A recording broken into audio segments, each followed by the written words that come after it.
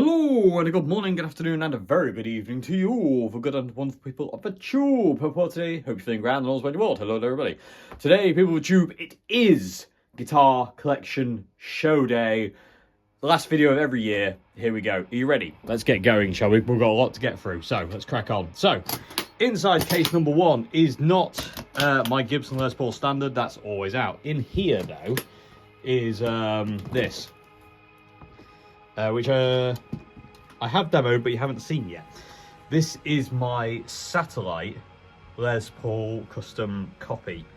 It's been heavily modified. The switch has been changed, the pickup's been changed, the pickup rings have been changed, bridge, tailpiece, electrics, machine heads. Machine heads are terrible.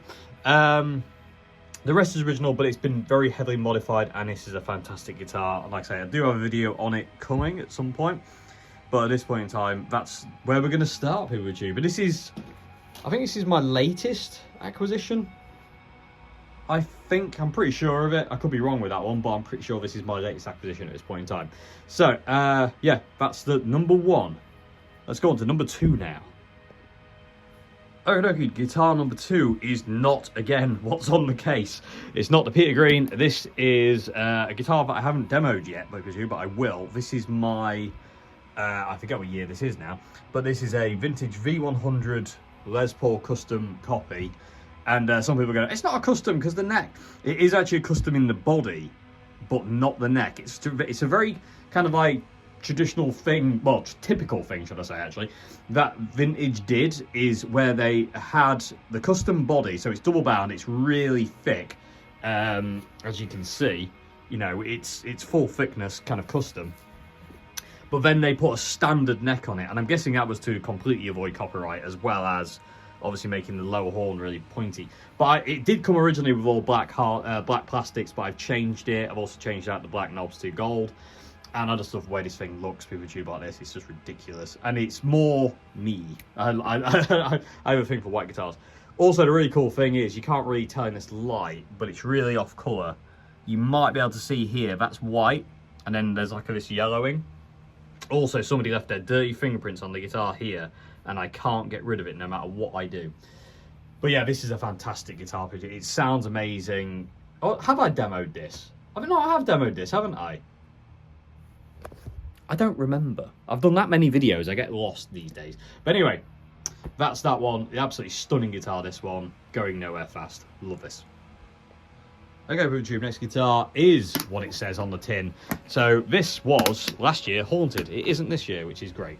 I'm very happy about that, and it might be coming back out on live duties again. This is my something year, was it 2023? Adam Jones Les Paul Custom Epiphone, and this guitar is spectacular in every way, shape, and form. This thing, it sounds amazing, it plays amazing. It's just absolute beast of a guitar, this thing. And like I say, it might be coming back out on live duties. When I got this guitar, I used it for quite a lot of the year, actually, live with Red Giant. We were Red Giant? No, we weren't. We were Dayton Trio still at that time. And it was just a fantastic live guitar. I loved it. I never missed the fact it didn't have a trem, it wasn't a Strat. It just felt really comfortable, this thing did. So again, this thing might be coming out at some point again on live duties. It's the Art Series 1, and I initially didn't buy it because of this. I always wanted a Silverburst guitar, thanks Trogley for that one. I didn't like Silverburst at all until I started watching Trogley's channel, and he started to show Silverburst, and I started to see them in different lights, especially the really warm ones that have gone green. That's what this has got. It's got like a really kind of like greeny kind of hue to it. And when they bought these things out, I was at Anderton's at the time doing a Sounds Like, and I went into the shop and saw this one, picked it up, and was immediately like, I'm not leaving without this one. I'm leaving with it. I just had to get it. Mine is slightly modded in the fact of the pickups are out of phase. I reversed the magnet in the neck humbucker, and I also added a scratch plate as well, because I play Les Pauls way better with a scratch plate than without. I'm so used to Strats and Fenders that I need to have somewhere to rest my hand that's a bit more flat. Other tan that, I think this thing is stock, though, how it came. Oh yeah, and I changed the silver tip to the black one, and the silver one is in here. If I move the guitar a sec, put him neatly there. If we look in here, I've got like the case tags in there because it's a collector's thing. So no one's having it before I'm dead, but either way. But I've got the silver switches in there, and they're the tags just for, you know, just because. But let's put him back away for now. I've actually been playing this guitar quite a lot recently, actually, but I'll just put him away for now. But like I say, probably coming back out on the live circuit again in the new year because it's just too bloody good and it's no longer haunted, and I'm very happy about that. Okay, next up is my Flying V, which is that big I can barely get it on the camera. This was a Bitzer that my friend Mike gave me. So it's got Grover Locker machine head, it's got Epiphone humbuckers, it's got the vibrola kind of trem, you've got these kind of witch hat knobs, it's also coil tappable as well. And this is one of the best Flying Vs I've ever played, and I'm so happy it's mine. The neck on this thing is humongous. I don't know if you'll be able to see this, but it's a really, really big neck on it. But it's not uncomfortable, and the action's to die for. Like, it's not a really high action at all, and it just sounds amazing. We've got the roller bridge on there as well, which helps keep it in tune with the trem. Well, yeah, well, whatever. I don't really care anymore. Fantastic neck. It's just a wicked guitar. This one is absolutely love it to bits. Going nowhere fast. Okay, next up, PeterTube, again, is what it says on the tin.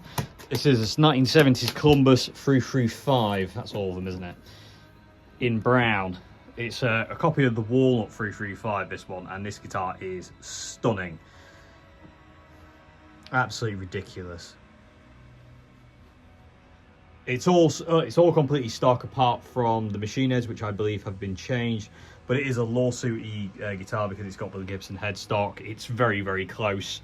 It's completely hollow though. It doesn't have a center block. It has a center block like there, and that's it. This is all hollow. It's a weird kind of like free. What was it? Not 335. What's the hollow one? Oh, I get really mixed up with the numbers. 333 or whatever. Yeah, 334. Either way, it's 330. There we go. The one with P90s. It's basically a weird combination of that and a 335, and you've got the aesthetics of 335. So you got it's like a early 60s, mid 60s block inlays, trapeze tailpiece, the witch hat knobs over there. But it's absolutely stunning. This guitar is. It looks amazing. It plays amazing. It's really loud and rich, and I just love it. Absolutely love it to bits. It's a bolt-on neck as well, PeterTube, this one. It's a weirdo, and I love these things.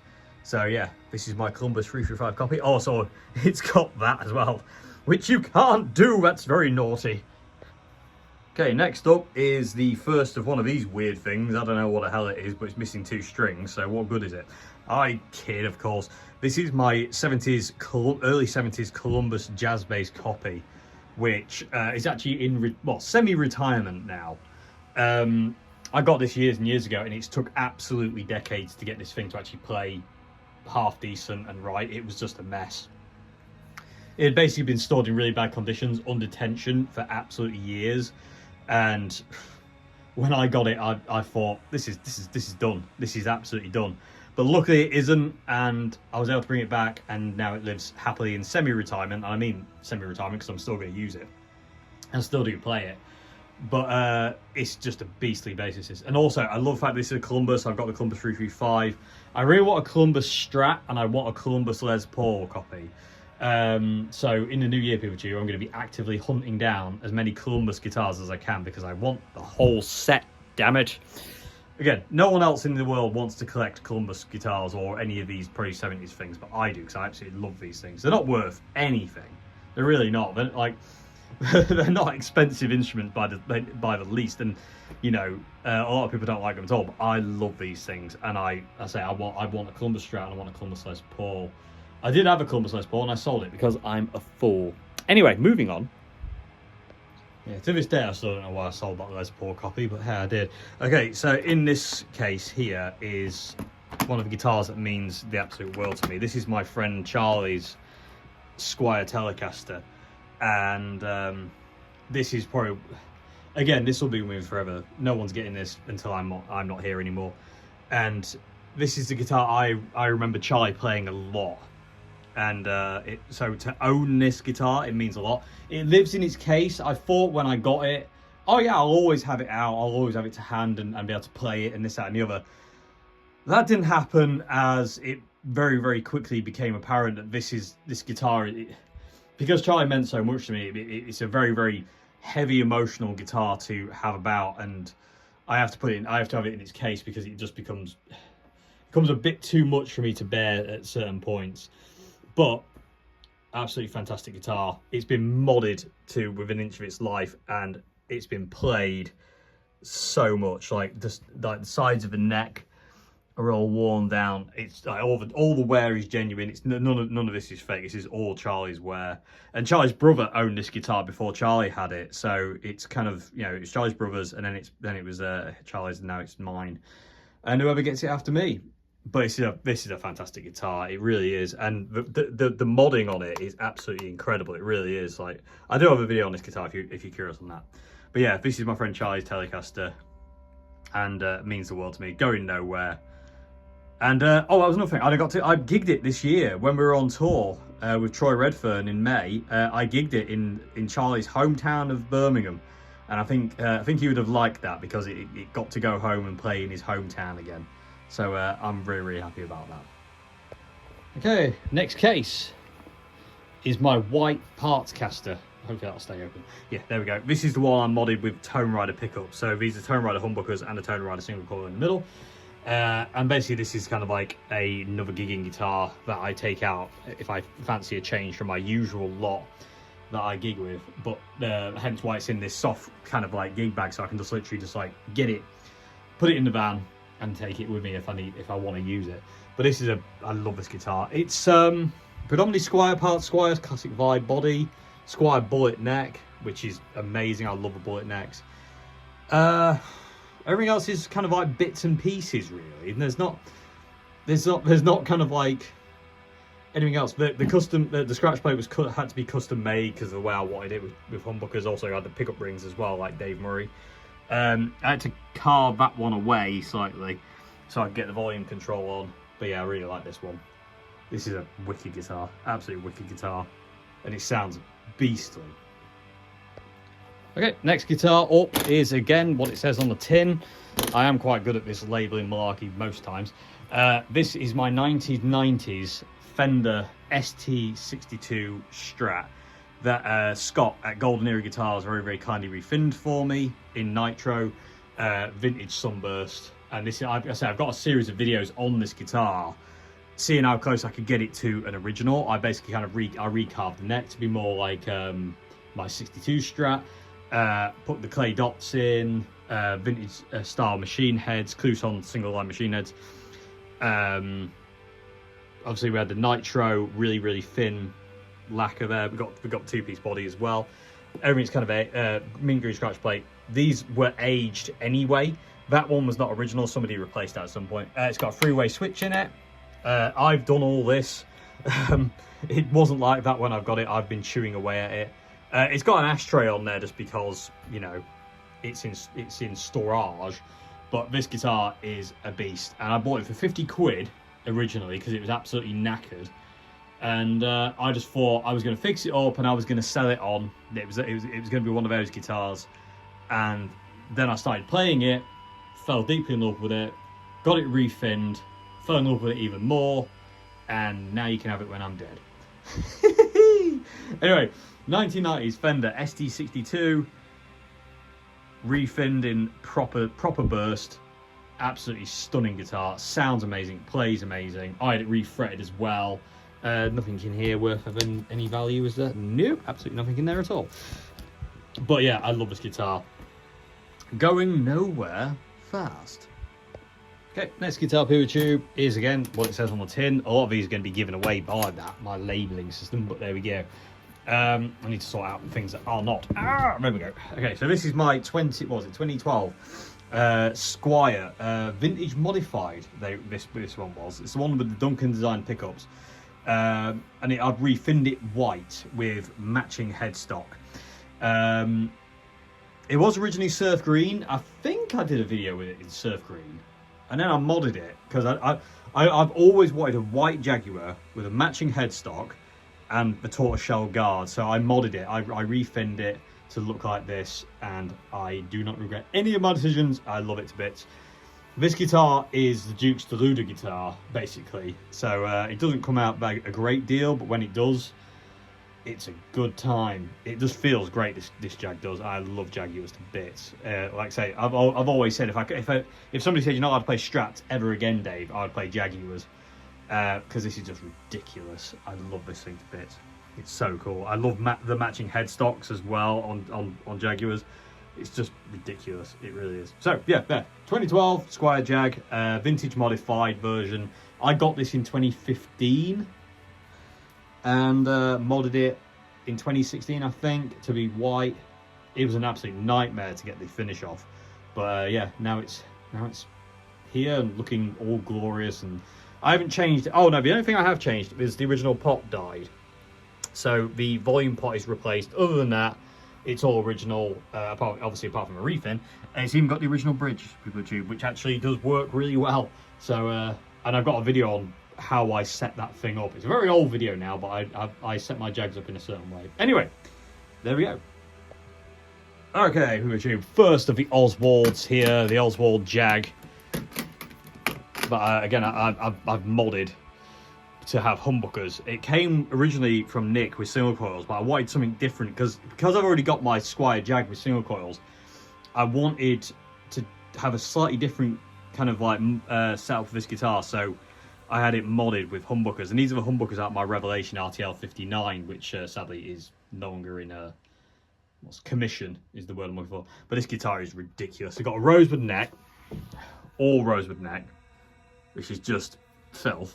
We've got the Maestro, not the what's it called, Mastery trem, Maestro, and it's just gorgeous. It's like in this really kind of like relict sunburst. Now it was originally this kind of like bluey metallic gunmetal blue, but I stripped that back to the sunburst underneath, and in stripping it back, it gave it this look, and it just looks ridiculous. It really looks like it's a beaten up old Jag. It's incredible. And when I modded as well, PeterTube, I had the humbuckers, like for instance the neck one is really close to the neck because I want it really close, and then the bridge one quite close to the bridge, because I find on the normal spacing at Fender I have on their Jaguars with humbuckers, they're too close together and they don't sound that great, whereas like this, I love it. Other than that, it's all Jaguar wiring. I haven't changed anything like that. The Mastery bridge is just ridiculous. The neck on this thing is ridiculous. It's a big neck on it. It's a really chunky neck.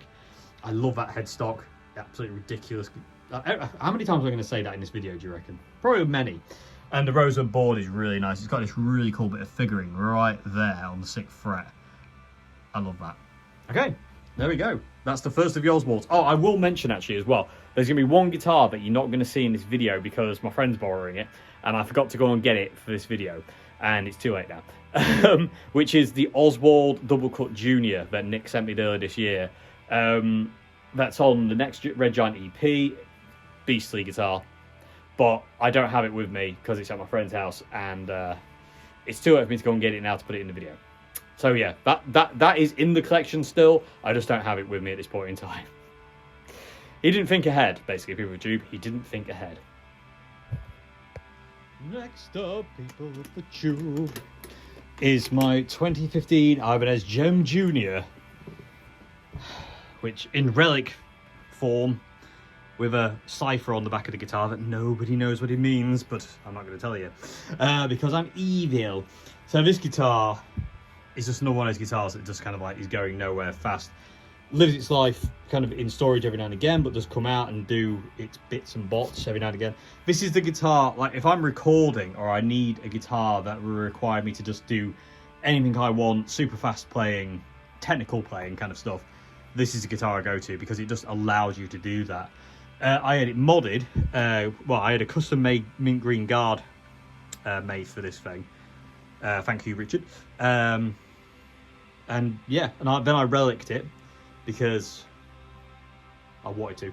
And yeah, I just love this guitar. And this is the guitar I played Paris Fashion Week with. So this guitar has been on the runway at Paris Fashion Week, and I love the fact that that was this guitar. It's so cool. Yeah, fantastic instrument. Again, this is another guitar I bought that when I got it, I was immediately like, you know, oh, I'm just going to fix it up and then I'm going to sell it on because it was in a really, really bad way. And as soon as I got it set up and started playing, I was like, oh my god! And it's not going anywhere. This, and it never has, and it never will. This is another keeper for collection for YouTube. You'll see this one every year until I stop doing this, or I'm dead. It's as simple as that, because it's just not going anywhere. Especially not because, again, we played Paris Fashion Week together, me and this wee beastie here, and I just love it. It's still got those strings on it as well. It's probably still in tune. Yep, this thing never goes out of tune. It never goes out of tune. Like, I did Paris Fashion Week with it, put it away, dirty, because we had to get out of there really quick. Drove all the way back from Paris to England with it, stayed in its case, brought it back here, from where I was at the time, cleaned the strings, and when I took it out of the case, it was still in tune, and then put it away, and it was away for a couple of months from that point on, because again, I don't play it a great deal, because I don't know, it's just one of those guitars that I have for certain things, basically. And every time I take it out, the bloody thing's in tune. I love it, absolutely love it. And it is the stock Ibanez Phaco Floyd. It never goes out, it never goes out. I love this thing to pieces. It's just one of my favourite guitars. That neck is to die for. And again, like I say, if I need to play anything technical, if I'm recording, or if I've got a gig where I need to do technical stuff, this is the guitar I would take with me. The humbuckers sound great, you know, the single coil's really cool, the trem's amazing, it stays in tune, the locking nuts are great, the neck's fantastic. It's a beast, people with YouTube, and I love the fact it's white with a mint green guard. I don't know if there's any other gems that are white with a mint green guard. Okay, people with YouTube, next up is one of my most recent acquisitions. This is my Jet guitar that I bought recently. I had it modded originally with Tone Rider, the Apex silent speakers, silent pickups. But I've actually been using this guitar as a bit of a kind of like a play around modding platform, to be honest with you. So at this point in time, I have Aria Pro 2 pickups in this thing. So they've got the staggered pole pieces, and I don't know what I prefer better. The Apex, these, or the originals, which I've misplaced at this point in time, and I don't know where I put them because I'm an idiot. But this guitar is a beast, like all these Jets, was it JS300s? This is just evil, this one is. The neck on this is lovely. I'm going to be modding it again very soon, people, because I've got another scratch plate that I want to fit into this thing and see how it behaves and how it works. So, yeah, this guitar's become a bit of a modding platform, which is really weird for me, because I don't mod guitars. I don't like doing it. But for some reason, I just felt the urge with this one. I don't know why that is, but it looks absolutely stunning at this point in time. But like I say, I do have a new scratch plate assembly to try in this thing. And if it's any good, you'll see a video on it. If it's not good, then you won't. But this is a great guitar. Next up, people with you, we have my Guild Kim Tail S100 signature guitar, and this is just a beast of a guitar. This gave me one of my favourite songs I've ever written this year, and you'll hear that next year on the Red Giant EP. But I was playing this guitar one morning, this entire song just came flying out of this thing, and by the end of the day I had it recorded, the demo recorded and everything like that, and now it's going to make its debut on the Red Giant EP, and this guitar is just amazing. The neck, the pickups, I love the fact you can have the middle in and out phase. Just the way it feels to play is great, it really is. It's a great guitar, and I love the King Animal truss rod cover, and then if you turn it over, you've got the you've got your signature, and you've got the Bad Motor Finger thing on there as well. It's super cool guitar. Slightly heavy for an SG actually. When you pick it up, it does actually feel quite heavy because it's like an SG kind of shape-ish, but it's ace, absolutely ace. These guitars are stunning. I cannot recommend the S100s enough. Super cool guitars. Next up, PeopleTube, we have my Ortega resonator guitar that they kindly sent me and gifted me as well, and I love this thing. This is my resonator, and I have it always open C.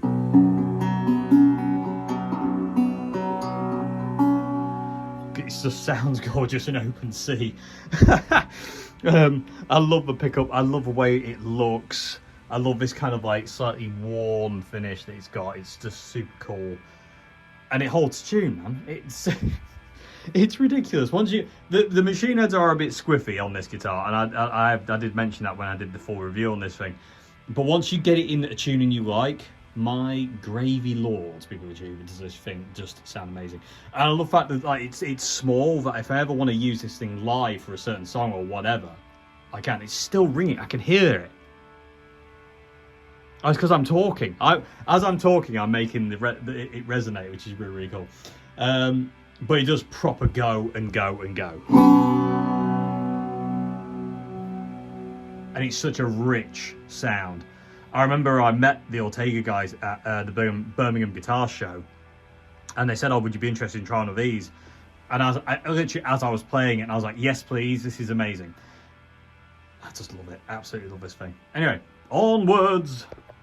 Next up, people of the tube, is my 2006 Gretsch Electromatic project guitar that my friend Al gave me. And initially this came to me as kind of like basically a bunch of parts, unfinished, and kind of like, you know, kind of project guitar basically. And he gave it to me because he said, "I think you'll like this."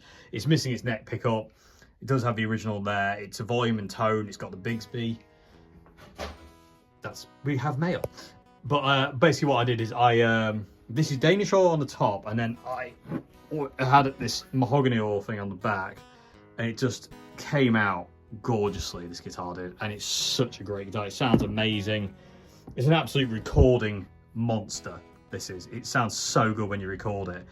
I love the fact it's got the whole where the so it should be. I love the fact it's a single pickup, and this gave me one of my favourite songs that I've written as well this year, which will be on the Red Giant's next album, which I don't know when that'll be, but it will be on that album. And this is the guitar I will use to record the main rhythm part of that song.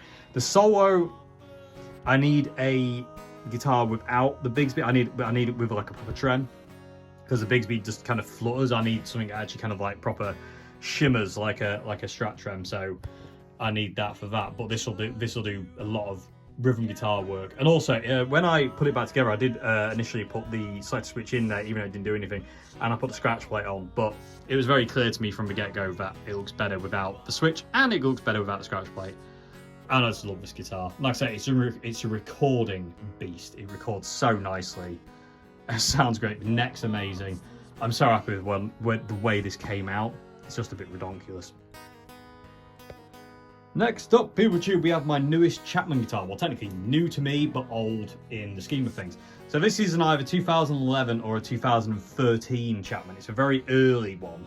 And I got this this year from Gallagher's Guitars in Grimsby. Lee posted a picture of it. I was like, "I'll be right there." And I went in, played it, and I was like, "I'm not leaving without this one. It's too good," and I had to have it. It weighs a ton, people tube. This is 10.5 pounds, I think. 10 pounds, 10.5, something like that. I forget offhand. But it's really heavy, and it's built like a Les Paul custom. You've got a maple veneer, then there's maple top, mahogany body, maple neck, and ebony fingerboard. I replaced the black plastics with white. I replaced these black knobs with these reflectors, and I put a pickup ring on it. And this is one of the first Chapmans I've seen, actually. I knew the old ones had it, but this is the first one I've actually played, should I say.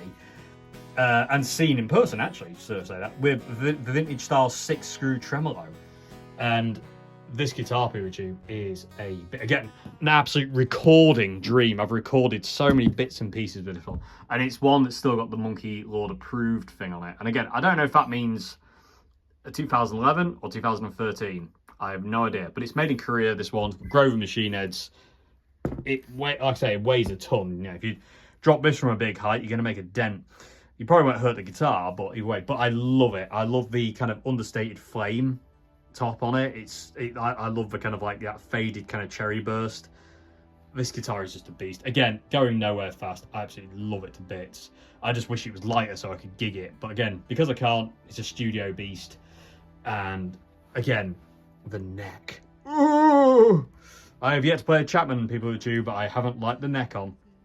These are so cool, and I'm really glad to have a really kind of like, you know, an older one, because I think Chapman, I think Rob, was it 2008 it was founded?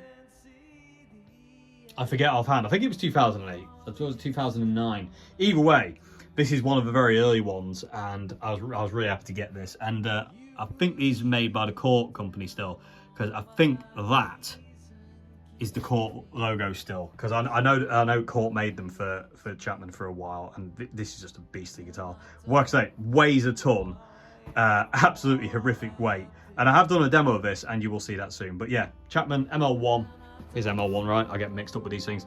Yeah, ML1 from very early on, just a fantastic guitar. Mad wiring in this one as well, but I love the wiring. Anyway, on to the next guitar. Okay, YouTube, another Chapman guitar here. This is an ML1 Traditional. This is the model I really want them to reissue because it was amazing and these pickups were stunning. And this is, it's so reflective because it's so shiny. But it's kind of like bluey purple. It depends on the light you're in, but it's got like an ash top and it's just absolutely stunning. Brass saddles, brass block. It's got the stupid select switch placement, which I do not like at all. And I can't change it on this guitar, PWG, either, because it's a polyurethane finish. Trying to cut a groove in it without chipping it wouldn't happen, so it has to stay there. But the maple neck on this, again, the neck on this guitar is to die for. The sound is to die. It sounds so good, this guitar does. It's actually criminal. And this is the one that I played when I did the Andertons interview, and Lee signed it for me. And yeah, the ML1 Traditional, we need it back. We need this guitar back. And this is a 2019 guitar, and this was bought for me by my very good friend Bob. He got me this guitar because he said, I think you'll like, he got one and he said, I think you'll like it, and he said, I want to gift you one. So he got this one for me, and he wasn't wrong, and it's still, again, one of my favorite guitars. The single coils, I don't know what they were, but my gravy. And with the brass saddles and the brass tremolo block, it makes it really zing. It's got a sound unlike any of my other guitars, because technically it's just a Strat, but this sounds like no other Strat I have in my collection, PWG. It is completely different. The only thing I do on all my Chapmans, I remove that second string tree, hence the hole, because I like to be able to bend the G string up here behind the nut. They were, madam. And again, maple neck, but it's got the dot inlays. This guitar needs to come back, PWG. It's just, these are too good. Absolutely too good, these guitars. Oh, filth, I tells you. Filth. Next guitar. In my very beaten up tweed case. This is a, well, as close as I can date it, a 1976 Hondo II Strat copy that's been very heavily modded. I love this guitar. It's been refretted with jumbo frets by my friend Mike. It does need recrowning though. They're flat as pancakes because I just basically played, when I got the guitar I played it loads and loads and just flattened the frets. But it's a fantastic guitar, this one. Absolutely amazing. Somebody had modded it to be a hardtail, because if you look at the original Hondo IIs, they have this kind of like weird half Telecaster bridge. It's like they cut the bit where the pickup is out and left the bit at the back, and that's what they have originally. Somebody modded this with just a bog standard kind of like hardtail very early on in its life. You know, we're looking late 70s, 80s. It was modded with this, and they actually had the plate too far forward. So this guitar, when I got it, wouldn't intonate. And John Lavoie, the guy I take my guitars to, he moved it back and intonated it, and now it's away again with proper flying.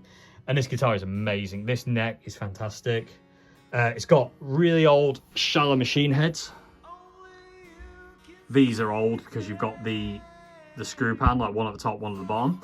And I think they're 70s, I do believe. So again, this thing was loved and modded. Obviously, somebody could not afford a natural Fender at the time, and they modded it. But initially as well, this thing's heavy, people with tube. But underneath here, they've chiseled all the wood away. So the routes are gone, everything's gone, and they've chiseled it all away. So it's actually hollow under the scratch plate, just as an attempt to kind of like alleviate the weight. You can also see where the original bridge had a cover by those two screws there, and you can also see the oversized scratch plate screws from the original scratch plate. This is not the original scratch plate. This is actually the scratch plate off my second ever vintage V100. Sorry, V6 Icon, sorry. All the playware on the fretboard is real. That's not fake. That's not me relicking it. That is it. The logo, the Fender logo was put on there ages ago as well. It's on the lacquer, and the lacquer's all checked and broken. But this is a great guitar, YouTube, and this is the Never Fade Strat to me. I call it the Carl Caster because my friend Carl gave me this guitar. but it's the Never Fade Strat, because this is the guitar I wrote that song on for my grandma. Came flying out of this. I didn't record on this guitar, but I did come up with that song on this. It didn't actually want it to be recorded on this guitar, which is a bit of a mad thing. But yeah, the neck pickup on this guitar is to die for. It's absolutely amazing. Oh, filth. Oh, and also I really love how like the switch doesn't fit. You have to drill different holes for it to fit, because it's smaller than a traditional switch. Super cool. Next guitar is a 1984 Tokai Gold Star sound. Incredible. This was another gift given to me by a subscriber, another named Tommy. So thank you, Tommy. If you're still out there, thank you so much for this guitar. Again, will be going nowhere fast. When it came, it had a Fender logo put on it, but I restored it to the original Tokai logo. And it's just a beast. And if you close your eyes, you would think you were playing a 64 Strat.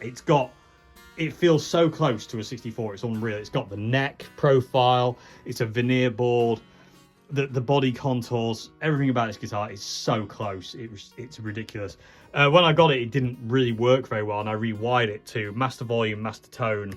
It's got a freeway selector, people tube, but it actually has indents, so you can get position 2 and 4 really easily if you want, but it feels like a freeway, but you can actually wedge it really easily. I have never seen that on any other guitar ever, but this guitar is fantastic. It really is a replica. This is not a reissue, this is a replica of a 64 Strat PeerTube, which is what they based them on, I do believe, because it's got, like you say, you can see the veneer board here as well, and it's just insane. It really is just insane.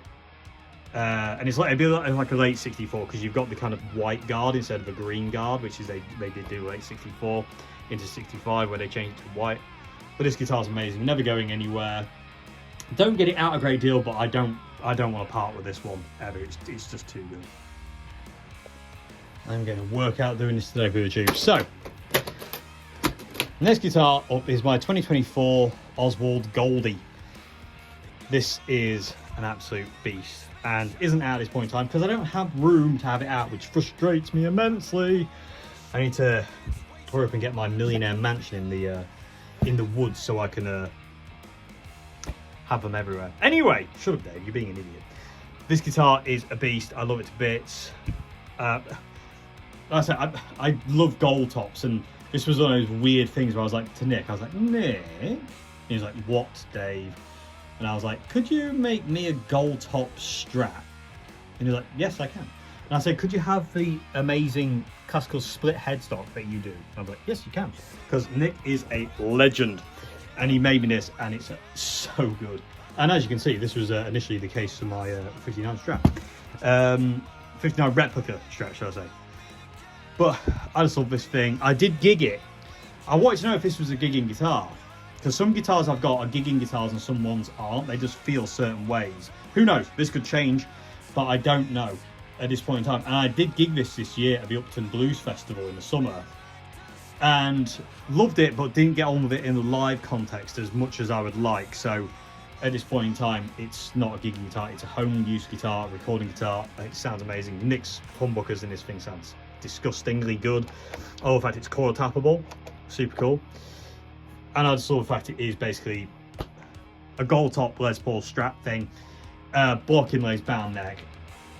It's just gorgeous, and I love the fact it's the proper gold as well. Nick did it like the relicing on it is amazing, and it kind of goes green in certain lights like a gold top would. And it's a dark back, because it has to be a dark back for me if it's a gold top. Anyway, second ever Oswald in this video, I think. Yeah, this is the second Oswald in this vid. Okay, moving on to the next guitar. Next guitar per tube is one I never feel worthy of owning. The Oswald Pearly King, as I call it. This thing is filth incarnate, is what this guitar is. Absolutely ridiculous. I got this, Nick sent me this in 2020 when I was in France. I got this when I was in France, and it's absolutely, I took it out and I was like, I'm not worthy of this. I remember saying at the time to my friends Marjorie and Nicole, I was like, I don't deserve this. I mean, look at it. I can't even play it well enough. And it's just filth. It really is. And I use this to record all the videos on my guitar course this year. Because I don't know why, this guitar just seems to have like a teachy vibe to it. It really kind of lends itself to that kind of thing. But the ash body, it's got a full rosewood neck. The logo glows in the dark. The pickups. Oh, people of the tube. People of the tube. Okay, next guitar. I don't think you've seen this one yet, people of the tube, but I will get a video done with it in the new year. This is a 2001 Squire Affinity Telecaster that has now been Esquired. It's wide like an Esquire. It's got a single pickup, white guard. I mean, this guitar is ridiculous. This was given to me by my very good friend Matt, who got this guitar as like a project guitar, and then didn't give it to me. Basically, didn't kind of like get on with it, and then give it to me. And I asked him. I said, "What's the pickup in this thing?" And he was like, "I have no idea. It was in it when I got it. It's a beast though, isn't it?" He goes. I was like, "Yeah, it's like 16k output. This single core." I need to say humbucker again. Oh, humbucker's on the brain. But yeah, it's a seriously high output pickup in this guitar. I've got no idea what it is. Neither does Matt. It's got the cloth winding around it, like the string winding around the outside of it, and it does have beveled pole pieces, but it's a flat pole. And like I say, 16k ohm output on this thing. It's an absolute beast. It is wide like an Esquire though, so when you're in the well, basically when the switch is all the way back, it's literally the bridge pickup, going to the volume, going to the output. In the middle, it brings the tone in, so you can access tone. Then all the way forward is the dead circuit, where it brings in a capacitor and it sounds dark and woolly, which sounds great if you're playing big fuzzy riffs. And yeah, this guitar is ace. I love it. The neck's fantastic. It looks cool. All the wear is proper. These chip like nobody's business, these guitars. And I say it's 2001 Affinity. This one. It is thin body. It's the same model as Charlie's Telecaster actually, but this is the blonde version. Well, technically it's not blonde. It was white at one point, but it's faded. You can still see, kind of, traces of like it was white. And it's kind of white under the scratch plate. It's also white under the bridge plate as well. But it's really, really gone yellow over the years. Super cool guitar though. Absolutely ace. Next up is the 63 Hofner Super Solid in this Selma Crocskin case that said the stockbrokers on it at some point, but somebody painted over it, but you can still see it, kind of. And who are the stockbrokers? You know, obviously a band from the 60s, and one of them had this case. And what they had in it, I don't know, but I now use it to store. And again, just Crocskin cases by Selma are super cool. That logo is ridiculous, and I love these things. And I use it to store this because it did have a Hofner in it. This case did at some point. You can tell that by that wear pattern there matches this. So it definitely had a Hofner in it. It could have been a collar armor though. It could have been a Super Solid. I just don't know. It could have been anything. Definitely wasn't a Fender though, because when Fender started getting shipped over here, Selma would ship out Strats in these cases. But yeah, this is a 63 Super Solid that I got from Gallagher's and repaired. It was in absolutely knackered state when I got it, but now it's all back up and running, and it's just ace, and it sounds so good. Again, this is one of those guitars I have for like collection. I do play it, but it's more of a collection guitar. And again, like if I get in really close, you can kind of see the finish is all checked and dinted and dented. It's not pristine by any stretch of imagination. You got real kind of arm wear down here. It's just proper used, and it has a coat of arms from, well, the guy who owned it. Obviously that's where he came from, which is super cool. We were missing one of the Hofner knobs there, unfortunately. If I had to change it just that black one, but it works. But it functions. It doesn't have the trem, but I don't know what them do. I've had it refretted so it plays properly.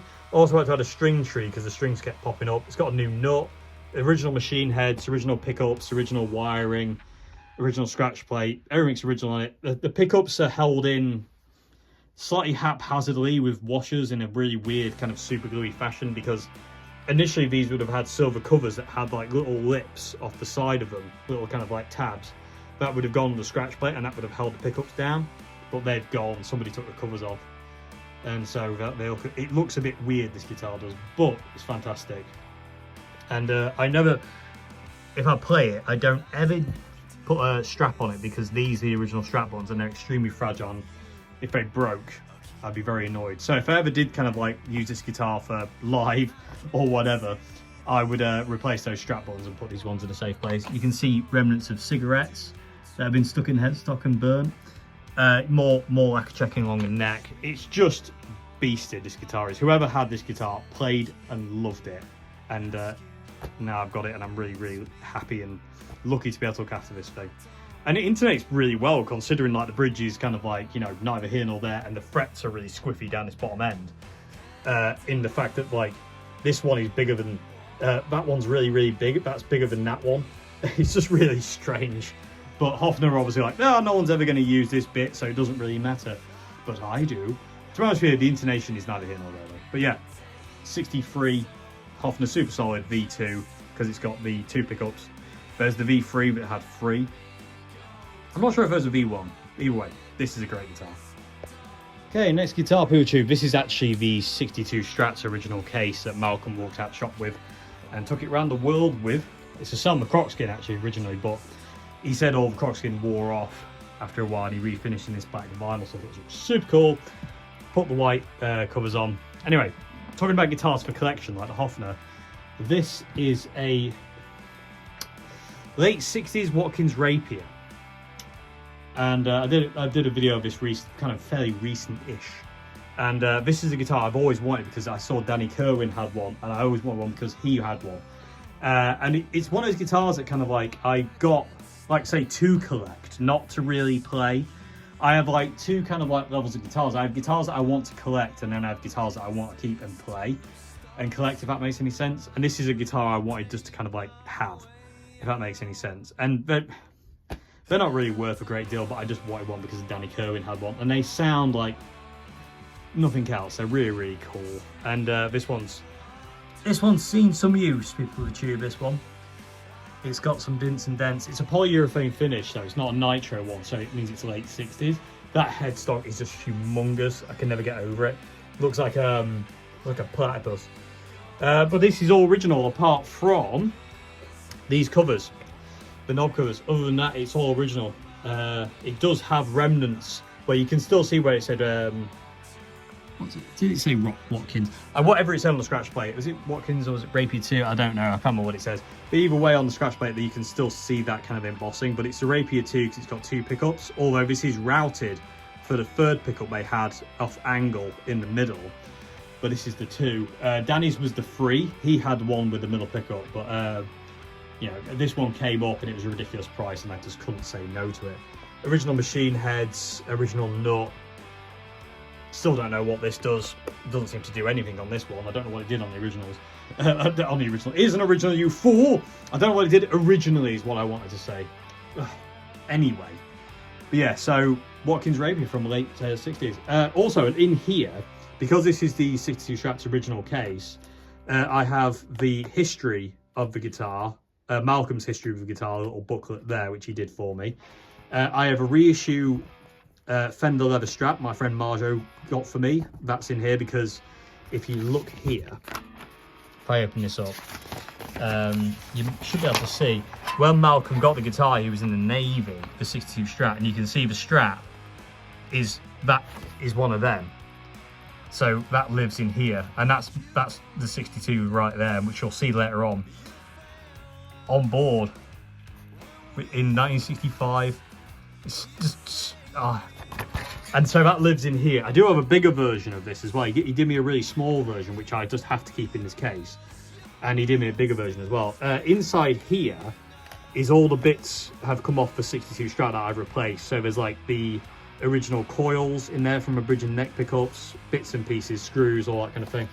And here is the back plate, which I never have on because I just don't like it. It's broken on this bottom corner, but other than that, it's in really good condition.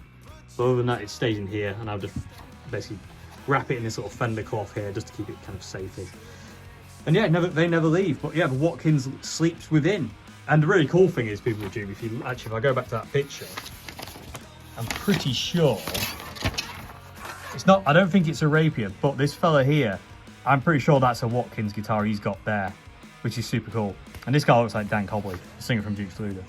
But yeah, I just love the fact that that guitar there is, well, this case was there, and that guitar is with me. Again, massive thanks to Malcolm for allowing that to happen, making that dream true. Also, massive thanks to anybody who helped me get that thing as well, because unreal. Because the sad thing about that 62 Strat would have been if people had got hold of it, because it's been refinished and the tremolo had been changed. What most people were going to do with it was going to break it up to pieces. Like, they were going to rip it to pieces. Like, we were going to sell the pickups separately, scratch plate, wiring, neck, body. It was all going to be parted out, which is what what happens to those guitars. They get parted out because they're worth more in parts than they are together. So, and because I've got it, that can't happen, and it will never happen as long as as long as I'm here. And when I'm not here, I will leave strict instructions that will never happen. And if it does, I won't know about it, but I'll be very annoyed and I'll be back to get them. Next guitar is the Vandalism Strat, which is my replica of Kurt Cobain's Fender Japanese ST. I forget the model number now. But this was another gift. My friend Matt gave me this guitar. This is another one he gave me. He gave me this along with the Esquire. And he says, oh, you've got an idea of anything you could do with this guitar? And I was like, yeah, because I did have a Vandalism Strat, and I made one for my sister years and years ago, being massive Kurt nuts as we are. And I made one for myself, and then I sold it, and I regretted it. And I've made another one now, and this is going nowhere because I'm a big Kurt nut, and this is a great guitar. What year is this? It's an Affinity, and it's a 2003 Affinity.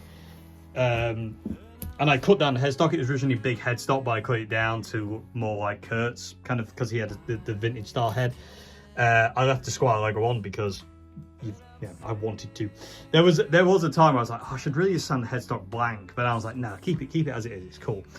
Fantastic rosewood fingerboard on this guitar. Really, really, really nice. It does need a fret level though now. These are the original pickups. This humbucker, I have no idea what it is. It's just a very, very good high output humbucker. It's not a Seymour Duncan or anything like that. Oh no, I tell a lie. Oh my God, I completely forgot, PeopleTube. It's not a Seymour Duncan. It's a Duncan designed humbucker. I completely forgot. I changed it. I got one, and it's a Duncan designed humbucker. I did originally have another weirdo humbucker that I had no idea what it was in there, but I actually changed that now for this one. This is a Duncan design one, and it's really, really cool. These saddles are bizarre as well. They're like roller saddles. I've never seen anything like these. Super cool though. I don't want to change the case. Anyway, that's my Vandalism Strat. Oh, and also quickly, this is the Vandalism Strat I did for my sister. I don't remember when, but yeah. So, and it's actually left-handed as well, so it gets a couple more points because of that. But that's mine. That's my sister's. Technically not part of my collection, but still, I thought I would show it because it's in this room, so I thought, why not? Next up, 2005 Squire Jimmy Strat. Why is it called the Jimmy Strat? Because it's a left-handed guitar strung, well, technically still the right way at this point in time, but I will restring it back the normal way, because I was trying to teach me how to play left-handed, but then I just ran out of time and just couldn't do it anymore. Originally it was Sunburst as well, but I had it refinned in this kind of like off-white, and if you get really close you can see all the checking, it's nitro. Anything to know? Evil Sheet pickups, a great neck on this guitar. I've got Jimmy on the back of the headstock as well. There he is.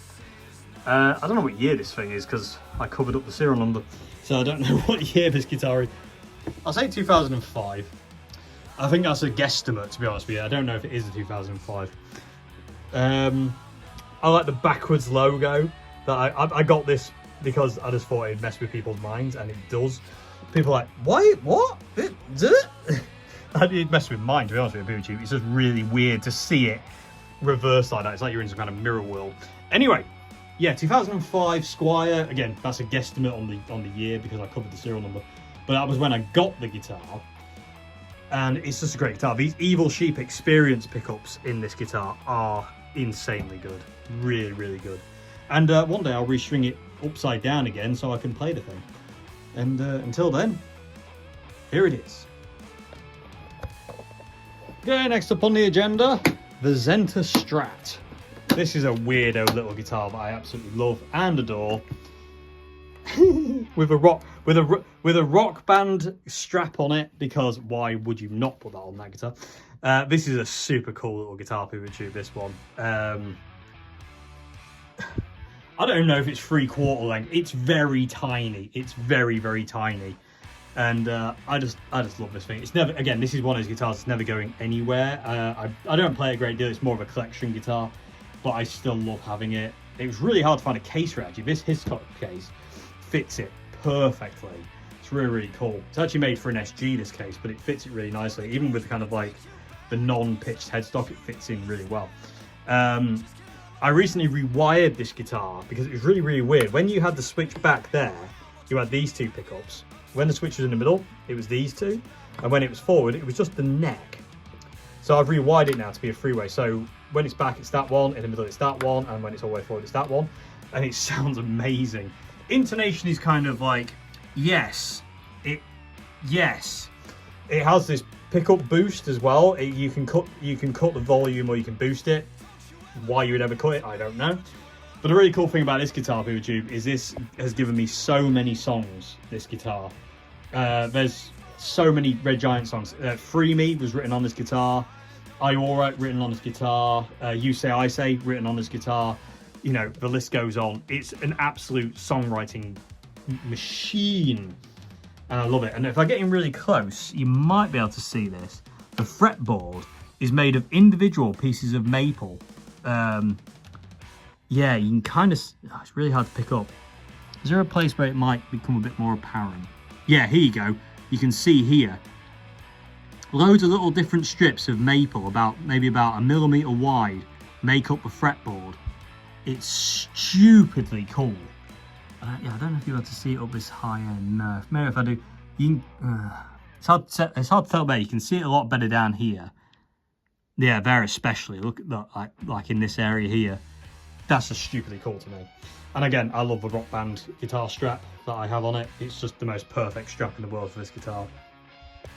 Okay, first of the acoustics. This is my Tanglewood acoustic, which is in kind of pretty much permanent retirement now. Bless it.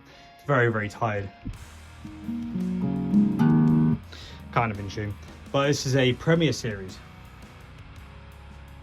I don't know if you can see that, the strings are... Yeah, kind of. Fantastic guitar. I got this because it kind of reminded me of John Frusciante's Martin acoustic, small bodied, got a kind of Martin style headstock. Absolutely beast guitar, it really is. But like I say, it's a bit knackered now, a bit haggard. And the bridge came off at one point, literally just kind of broken. And I re-glued it down, and it's better than it was before. You can see the damage. When it broke, it split all this. I was able to kind of glue it back down, but you can see it really took a beating. But I was able to re-glue it, and I'm very happy about that because it means it's actually a functional guitar if I need it to be. But like I say, it lives kind of like semi-permanent retirement, we'll call it that. But I played it that much, I actually buffed up the kind of satin finish, and you can see the plectrum wear there. And it's nothing compared to some people's acoustic wear, but I don't really play acoustic a great deal, so for me to wear an acoustic away like this is it's quite a thing for me, people tube. It's quite a feat, like them. But yeah, this is a great guitar. I don't know when I got this, and I don't know what year it is. I literally cannot remember the year. I would hazard a guess at 2006, but I don't know. I really don't. But fantastic acoustic either way, and it served me well. It's really served me well. Okay, next guitar is my 1993 Legend Strat copy, but before we delve into it, this was my first ever guitar case, people tube. I've got a story about that in one of my little podcasts that's going to come out at some point. But this was my first ever case that I used to carry my Washburn Maverick series in. And then I used it to carry around Mr. White when I got it. And these Fender stickers were from Mr. White when I got him. Anyway, and got Musician Junior stickers on it. That had my name on it at some point. It's completely knackered and worn away now. But anyway, this is a 1993 Legend Strat copy that I got while I was in France. This case is not going to stay open, will it? No, well, I'll have to hold it in my hand. And this is the only guitar I bought while I was over there. Actually, I didn't buy any of the guitar. I bought a couple of amps and a couple of pedals, but this is the only guitar I bought. And me and my friend Nicole Marjo, we went and got this. I think it was like 20 quid. Oh, equivalent of 20 quid. And we got it back, we fixed it up. We all relicked it as well. Like, the relicking was done by me, Marjo, and Nicole. We all had a bit of a relicking job. Apart from the fingerwear, that's real. And yeah, this is like one of those keepsake guitars that, like, you know, I never play it, but I couldn't get rid of it because it means so much to me and reminds me of, you know, good times. And for that reason, you can have it when I'm dead. He's a morbid sod, isn't he, people with tube? Anyway, inside this absolutely battered case lies the Battercaster. You know him. You love him. Here he is for your viewing pleasure. This is a beast of a guitar. This is one of those guitars that you could never kill. People have tried, as you can see, but everyone has failed. And now he lives a very comfortable retirement and is very, very happy. Just such a cool guitar, this thing. Weighs a ton. The body's actually made out of MDF. It's been stabbed, set on fire, dragged about, kicked about, thrown about. You name it, this has done it. This has been there and it's had it done to it. You can see all like the charring on the bottom of the fingerboard here where it was set on fire, and also kind of like the bubbling in the paint where, again, it was set on fire here. It's been stabbed, it's been sanded, it's been thrown around. Absolutely unreal what happened to this guitar. But here he is, and again, no, I'll never get rid of the Battercaster. He's just too cool of a guitar. And again, it sounds amazing. It really does sound amazing. I love this thing. It's just so cool. And again, talk about perfect case for it to live in. Okay, this guitar is the one that really turned me into like a nerdy guitar collector, because I was like, right, no one can play this guitar. Although I still let people play the guitar, and I play it a lot, but I was after one of these things for ages and ages and ages, and when I found one, I could not believe the condition, because they're normally knackered, but this one isn't. This is a K Effector Les Paul from the 70s, and I could not believe my luck when I stumbled across this one. All the random inbuilt weird effects work. Everything works on it. The pickups are great. It's pristine, absolutely pristine. It's unreal. I have never seen one in such good condition in my life, people of the tube. It is ridiculous. So this is the guitar that, like, you know, just is proper, like, locked away and hidden, if you will. But I just couldn't believe the condition. Like, I've seen so many of these that are battered and beaten. The only thing it's missing, sadly, is the scratch plate. But I'm not gonna keep a think about that one, because the tobacco burst is gorgeous anyway. But it's such a weirdo guitar, and I absolutely love it. I love like patent pending as well. But yeah, I was so happy when I got this one, and I love how it's an active guitar. It needs 9-volt to work. And there's also no pickup selector, so both pickups are on all the time.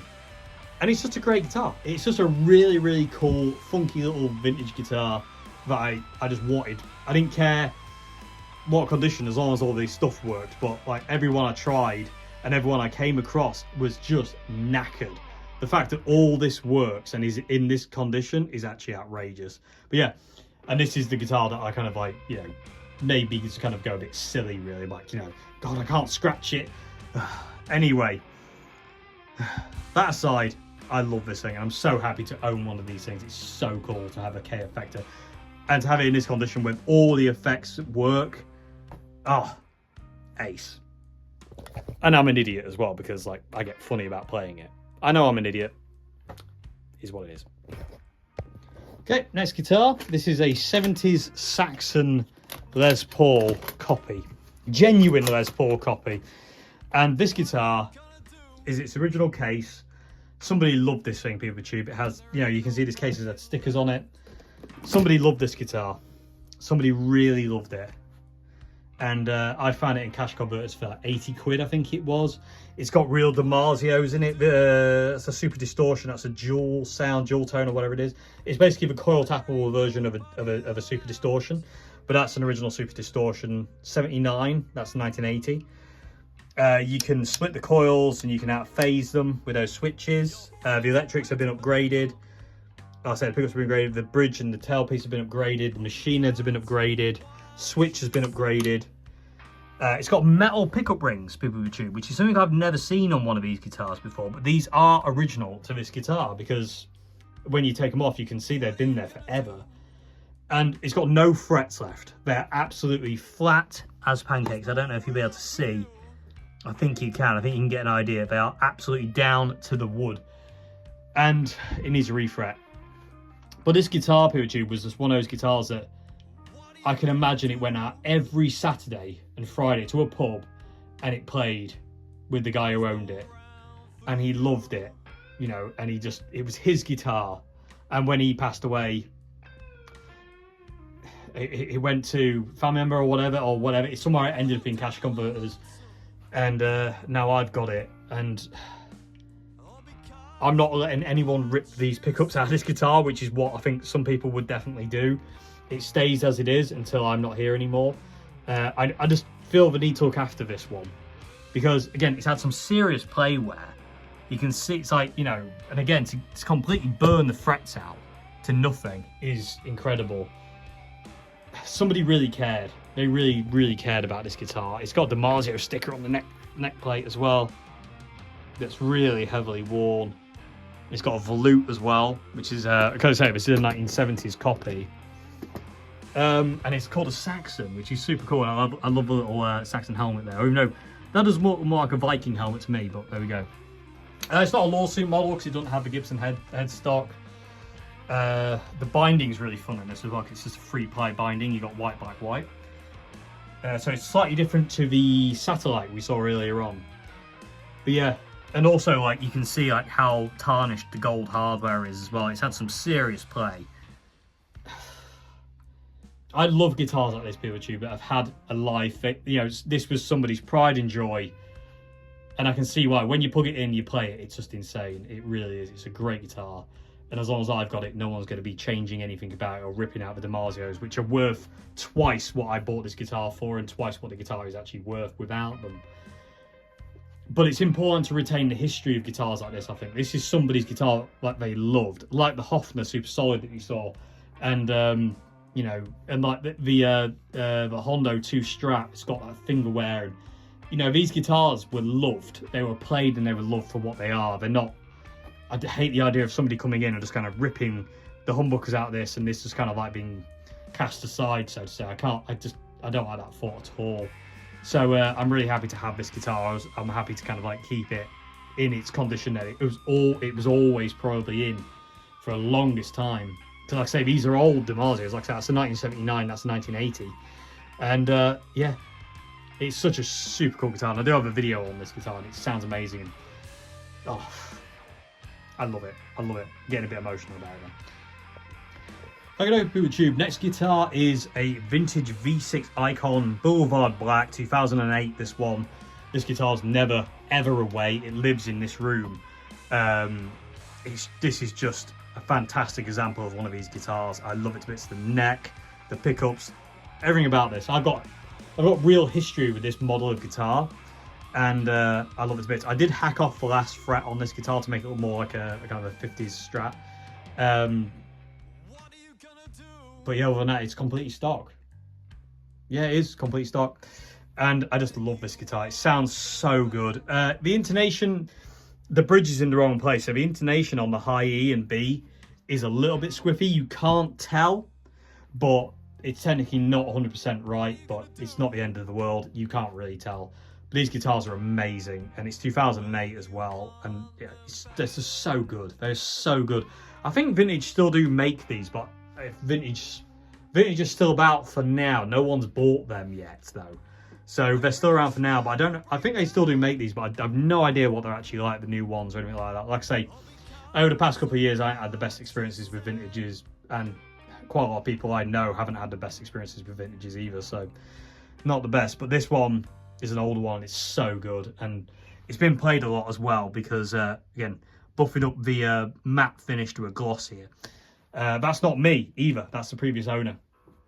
Super cool guitar though, and again, they're based on Eric Clapton's Blackie, and just super cool. I just love it. I love the fretboard wear as well. You can see where they wore the lacquer away. These are just great. They sound great, they look great, they play great. Jobs are good. I'm so happy to have one in this condition as well. Actually, I'll use this opportunity to mention this as well. I have two guitars that I'm not going to show in the collection vid. One is my Revelation RTL 59, which I still have, but is a husk. There's nothing to it anymore. It just failed. I don't know what happened to that guitar. It just failed. I've never had it happen before, ever. It just wouldn't hold tune anymore. Somebody put a comment saying, did the truss rod break? Possibly. That could be it. That could be it. I don't know. I have no idea what's wrong with it, but it just died, and it just wouldn't stay in tune.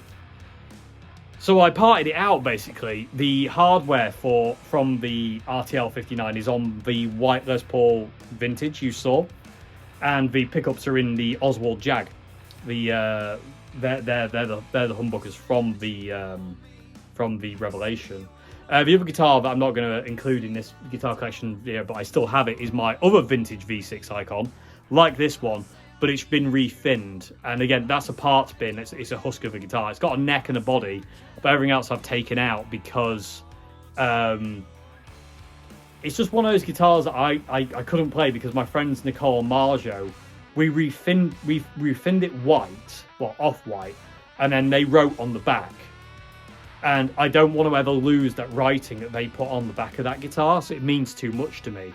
So that guitar, I thought, to stop me from playing it, because I would, and wearing all the writing on the back and smudging it or ruining it, I thought, take it to pieces, leave the neck and the body as it is, but take everything else away so I can use them on other guitars so they can live.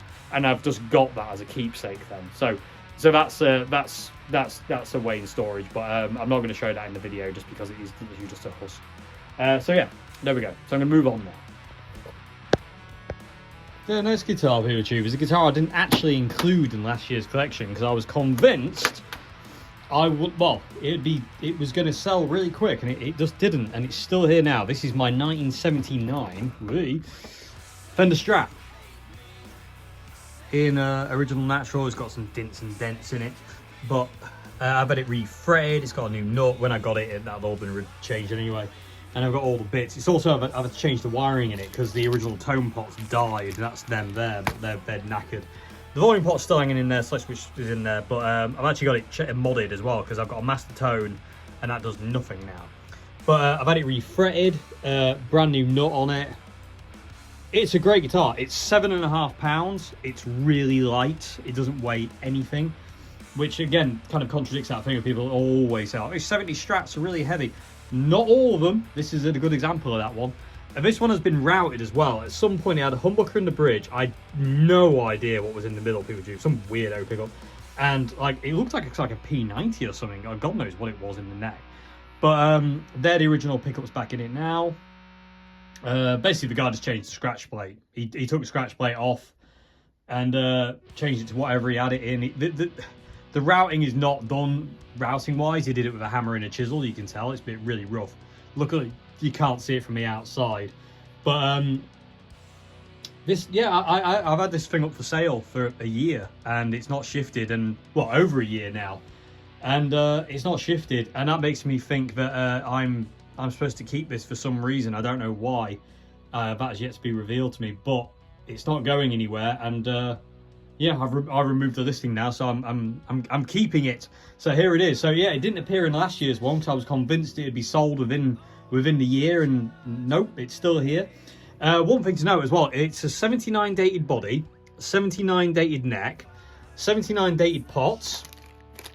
That's 79, that's 79. Scratch plate is, everything is like 79, apart from this. Now, the neck pickup is dated 1980, very early 1980. So I think what's gone on here, this guitar was made in like October, November, December in 1979, and then it wasn't fully assembled and thrown out to the world until 1980, and that's why that's a 1980 pickup in it. Or that was replaced at some point by the original owner for a 1980s. I've no idea. The wiring when I got this guitar was an absolute S-show. It was an absolute mess, this guitar was, and it's took me a long time. I've sorted it all out now. It's really neat and tidy in there, and I'm really happy, and the guitar feels so much happier for it. But let's say this is a 79, that's a 79, but that's an 80. Next 79, scratch plate's got a sticker, the body's got deck dates, the pots was 79, late 79. So I reckon, you know, I don't know. I don't know. That could have been a replacement. The original one could have died. I don't know. It's a fantastic pickup, though. But yeah, it's predominantly a 79 Strat because I think it was from 1979 onwards. 1980 Strats were still S9, and 81s can be S9, and I think even some 88s can be S9. But I don't think that's true. I've read that, but I'm like, I don't believe that one. I've never seen that either. Personally, I've seen S8 quite a lot, you know, 78, and but the S9 one, the S9 kind of like serial numbering on the headstock there, that stayed into the 1980s. They were still kind of like things. So you do have to go by the dates on the components of the guitars and the necks, the bodies, the pickups, if you want to know the exact date. But yeah, this is actually a 79, but with one weirdo 1980s pickup that could have been a replacement, might not have been. It could have been, you know, they do date to late 1979. It could have just been one of those things where, you know, maybe they assembled it in late 79, then something happened to the neck pickup and they replaced it before they threw it out to the world. Or the original owner, I'm the second owner of this guitar, the original owner got it, the neck pickup died, and he got a replacement, which was just happened to be a 1980s one.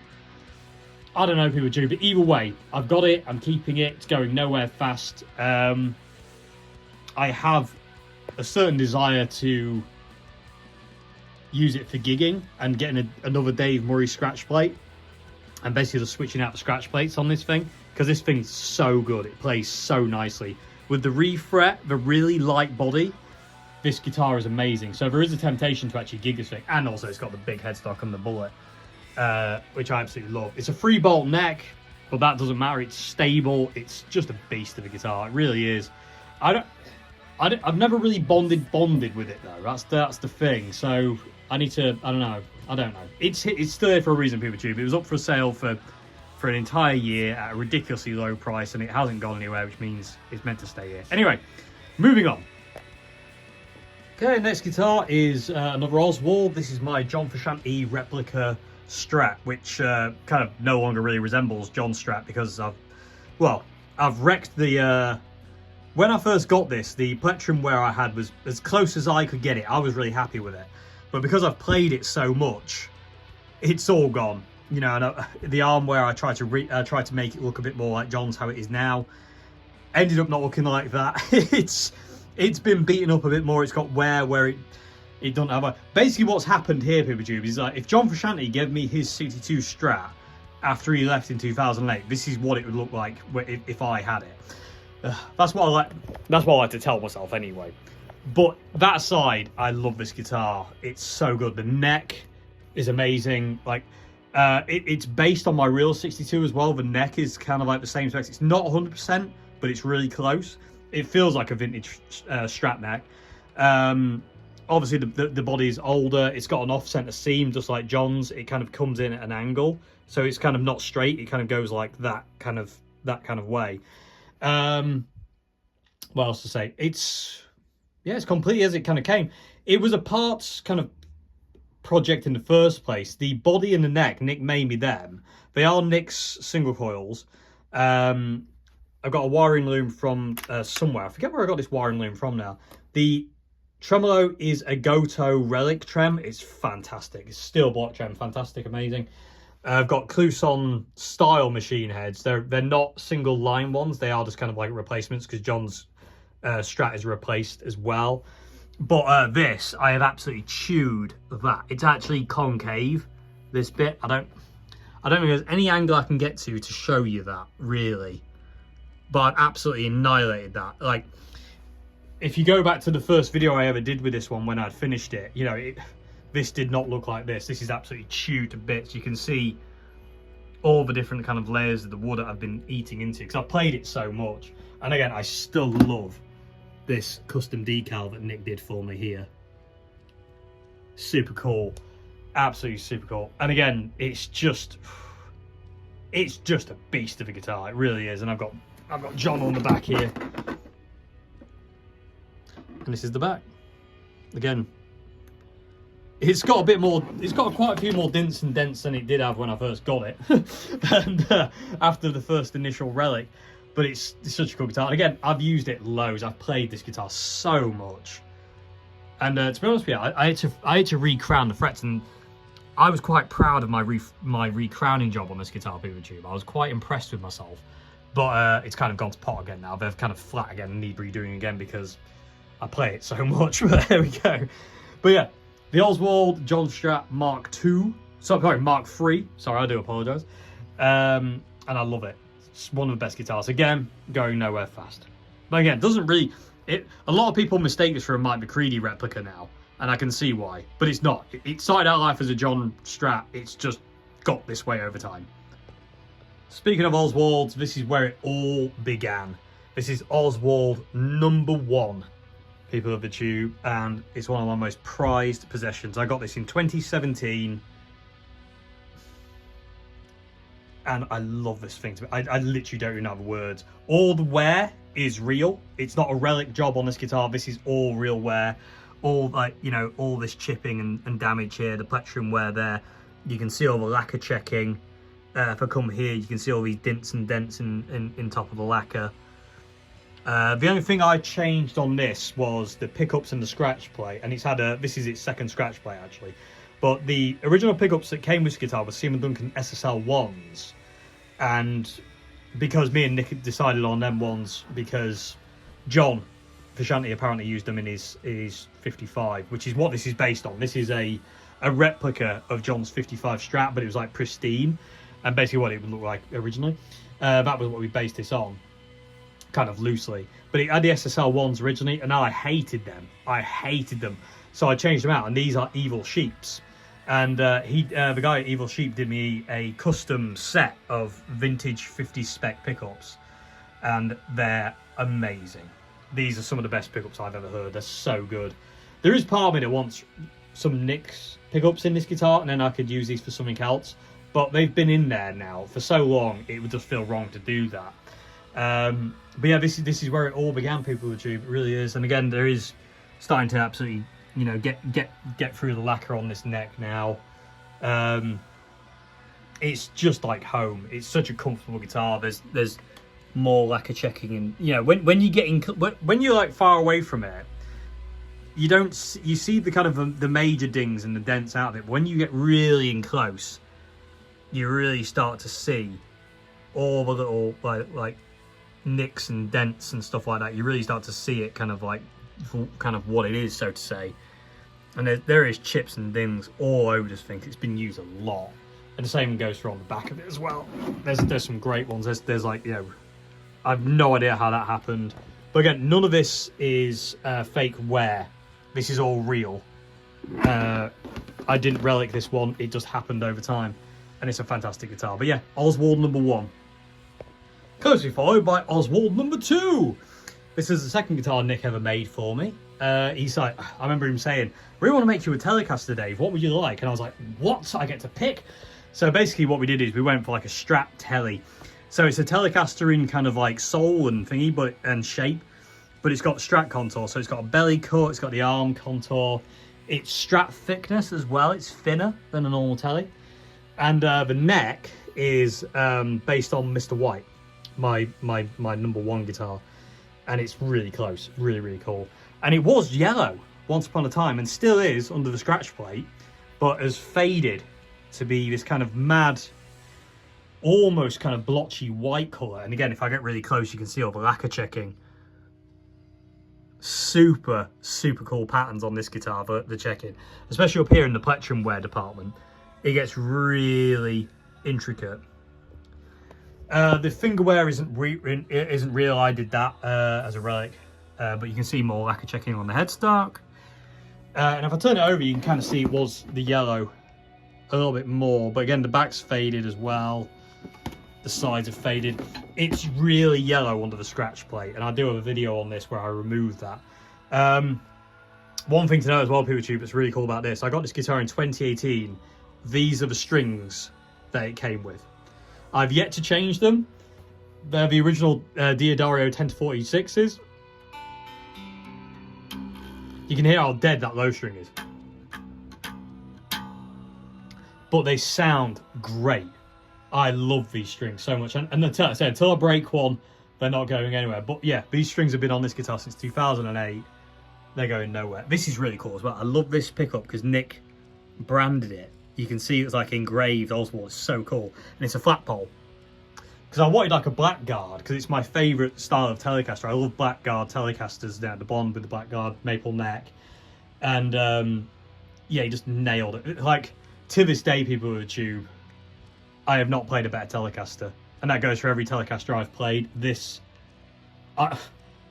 The only other Telecaster I own at this point in time is Charlie's, and I've got that for the reasons. But this, as far as that's Charlie's Telecaster, this one's mine. And if I need a telly, this is where I'm going. Nick just nailed this one. Like, it's just so perfect. And my friend Ian said something really cool about this guitar when he borrowed it for a while. He said, "This is just music, this guitar." Next up today, PeopleTube, is my 2015 vintage V100 Lemon Drop PGM model, Peter Green model. This was my number one Les Paul until I got my Revelation RTL 59, and then when my Revelation died and just wouldn't work anymore, this became my number one, and now it's my number two again. But it's just a great Les Paul. I've got it set up like after Peter passed away. I actually had this set up like a standard. I had a scratch plate, the pickup was the right way around. But after Peter passed away, I reverted it back to how the greenie would have been when Peter had it. So you don't have the mismatched knobs. You've got, you know, the pickups are obviously backwards here like this. It's pristine because Peter liked to keep his guitars clean apparently, and stuff like that. But with the one, and I've also done the Peter Green pickup thing where you can see like they're really slanted. So you have the treble side really high and the bass side sunk into the pickup ring, because that's key to how Peter played and his sound. It really is. And I've got the M69 high wall pickup rings on this as well. That's another thing I changed out. I sanded down the pickup switch because on greenie this was like a little nub. I took that down as far as I dare. It's just a stunning looking guitar. I cannot speak. I'm just going to give up speaking to start having like subtitles. But yeah, it's a stunning looking guitar, this one is, and it plays so nicely. The neck's amazing. The only thing I regret, PeopleTube, is I chopped the headstock off because I got really angry at one point, and with vintage, and I chopped the headstock off.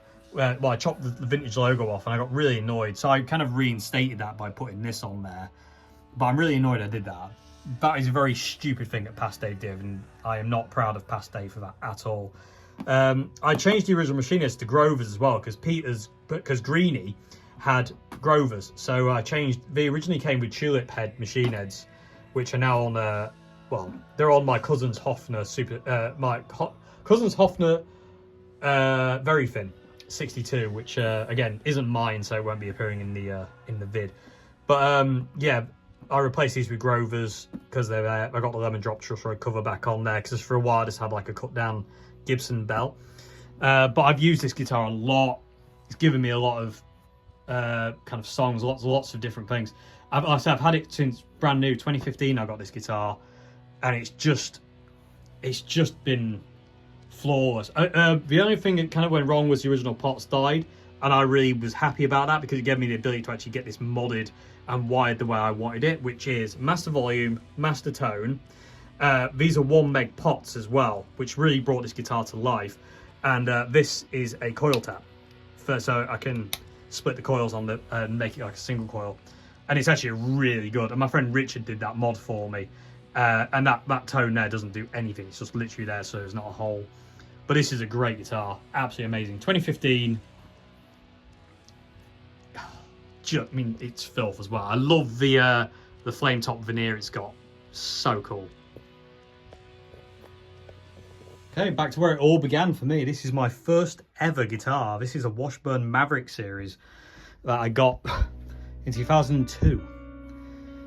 And I got it on my 16th birthday. This is where it began. This is where the love of playing guitar and guitars in general started. And this is a fantastic guitar. I don't play it a great deal anymore. It needs a new jack socket. To be honest, it needs new electrics full stop. These are knackered. They do work, but they're not great. And the jack sockets basically had it. So at some point, I'm gonna get two brand new parts, brand new selector switch, brand new jack socket, and get it working properly again without going every time you plug it in. But what a place to start this was. It's a 3/4 scale guitar. As you can see, it's really diddy, really tiny. But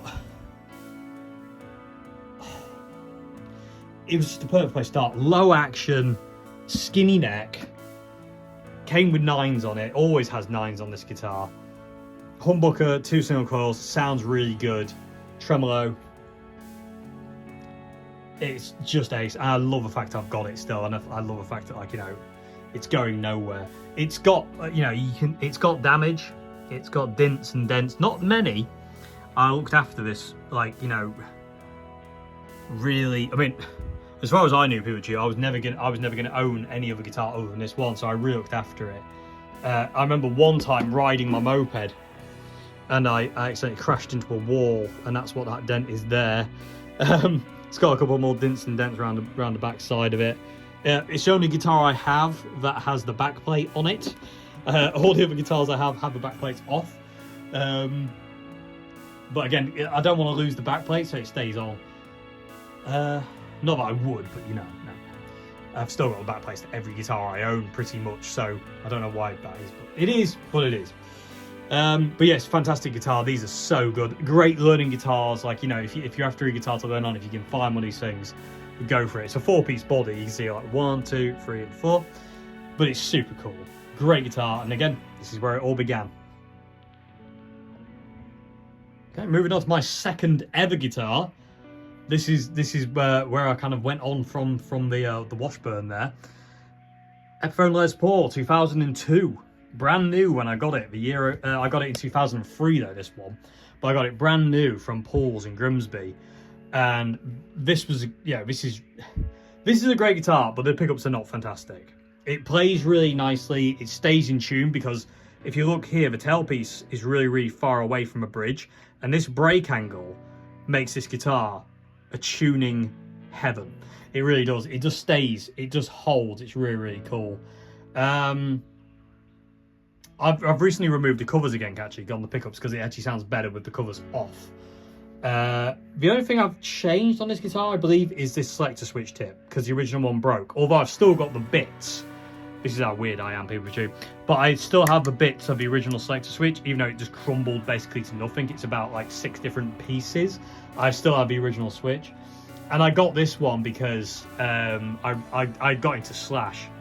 And I needed a Les Paul. I just had to have a Les Paul. So on my 17th birthday, we went to Paul's and my dad bought me this guitar, and I was just absolutely away. I couldn't believe I had a Les Paul. I really wanted a gold top, but they didn't have one. And we saw this one. I forget what the other colours were they had. They had a few. And I saw this one and I was like, Cherry Burst. Oh, Slash has a Cherry Burst one as well. So I was happy as Larry. And we got this one and it served me really well. It really did. And it was my main guitar for a long time, actually. And I thought I was a Les Paul guy, people with you. I really did. I was like, I'm going to be a Les Paul guy forever because this is just me. It's got this weird discoloration on the headstock here, which I've never understood what that is, but it's really strange. If I get in really close, you can kind of see it. I don't know what the hell happened there. I don't know. But yeah, it's 2002. So I love the fact this guitar was made the year I started playing guitar. And it's a Korean-made Epi. It doesn't sound great, but I don't want to change its voice. Its voice is its voice. It plays great, though. my God, does it play great.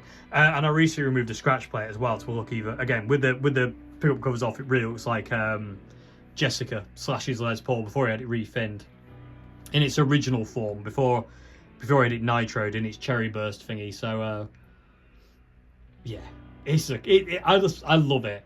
And then this was followed by this one. This is my 1988 Korean-made Fender Strat.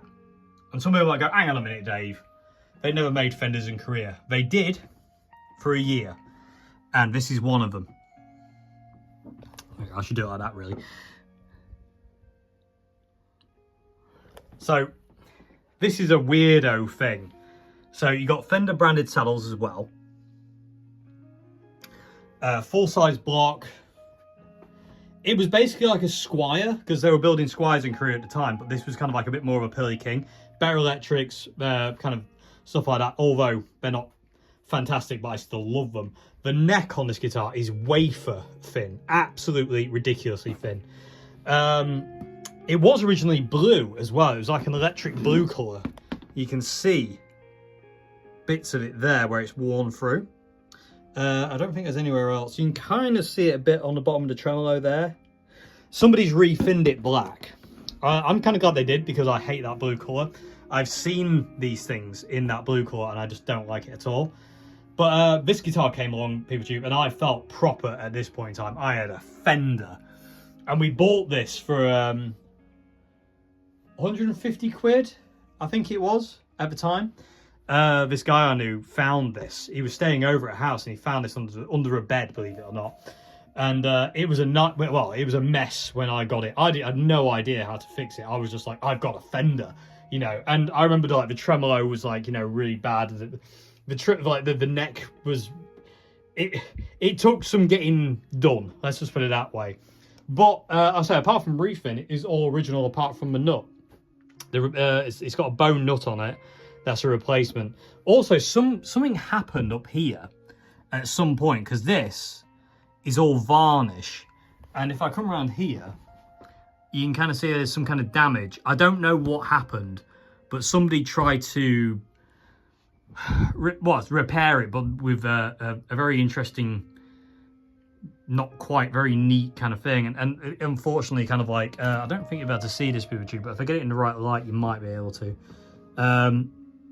No, I can't get it. There's varnish on the headstock. It also had like some kind of mad impact damage on the top of the headstock as well. Somebody's basically repaired that. I repaired the nut very recently, well, fairly recently, because it had broken, and I basically just kind of repaired it, and the old bone dust and super glue trick. But yeah, so that's that. But this is, yeah, 1988 Fender Strat made in Korea. Only made them for a year. They had a specific name, but I never remember what they're actually called. But yeah, this guitar's ace. And this was my backup guitar for Mr. White when I was gigging for years and years and years. And there's a video of us playing in Mablethorpe, and I'm playing this guitar because I broke the high E on Mr. White that day, so I'm playing this guitar. And yeah, there's nothing more to say, but I felt proper when I got this one, people too, because I'd get ridiculed for having a Washburn and an Epiphone. People are like, you haven't got a Gibson, you haven't got a Fender, so I felt like I could really compete with this. And then I was ridiculed for this as well, so hey! And then I just stopped caring and just played what I wanted, because I was like, well, I love it, so I don't really care. And yeah, this guitar's amazing, and this is my third ever guitar. Just such a great Strat. It sounds like no other Strat I've got as well. It's a really weird sound. And also, people too, when you're in position 4, it's wired weird. Somebody's put this switch in. It's not the original switch. Actually, yes, so that's a good point. No, it is the original switch, but somebody's rewired it. I'll get it right in a minute. When you're in that position and you play an F sharp minor down here, it sounds like an Octavia. It's really, really weird. You get a high octave, and I don't know why that is. Some weird wiring freak out thing. But yeah, it's really strange, but I love it nonetheless, and it's great. It really is such a great guitar. And again, a bit more damage there, where you can kind of see that original blue colour creeping in. But it does need a bit of work, this one. It needs a refret. It needs sorting out a bit more. So yeah, in the new year, this is the one that's going to get some attention to it. It still plays great. Oh, and also this guitar wants to be in E flat all the time. It doesn't like standard tuning. Okay, moving on. Okay, next guitar up on the list, people assume, is my Antiquity Firebird. I got this year. Love this thing. Absolutely love it. These little mini humbuckers sound amazing. It's so sad that PMT are gone. Words don't even express. I put this black poker chip on recently because I just thought it looked cool. I like poker chips. Anyway, but yeah, super cool guitar, this one. Not much to say.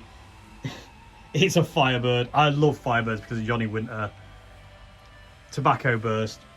Beastly guitar. Love this one. Plays great. Sounds great.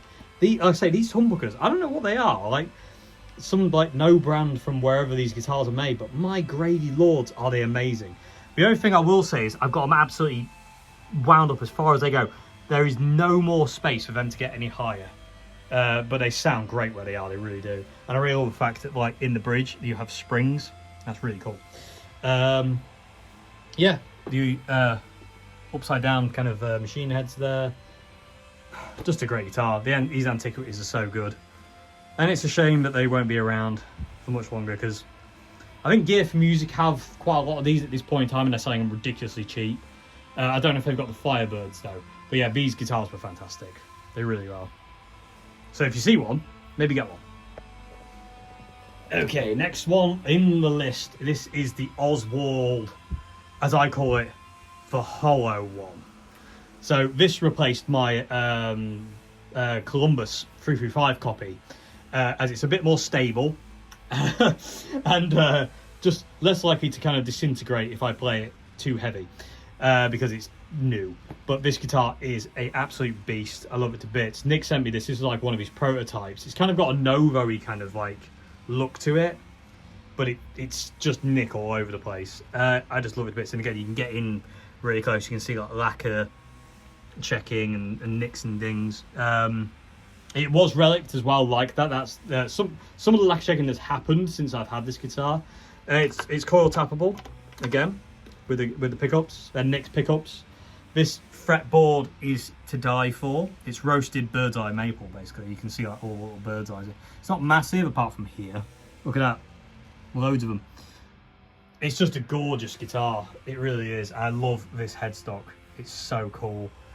And I've got it in open C, and it sounds amazing. It's pure filth, to be honest with you. People, this guitar in open C with distortion, lots of delay and reverb, like Devin Townsend, pure filth, unadulterated filth.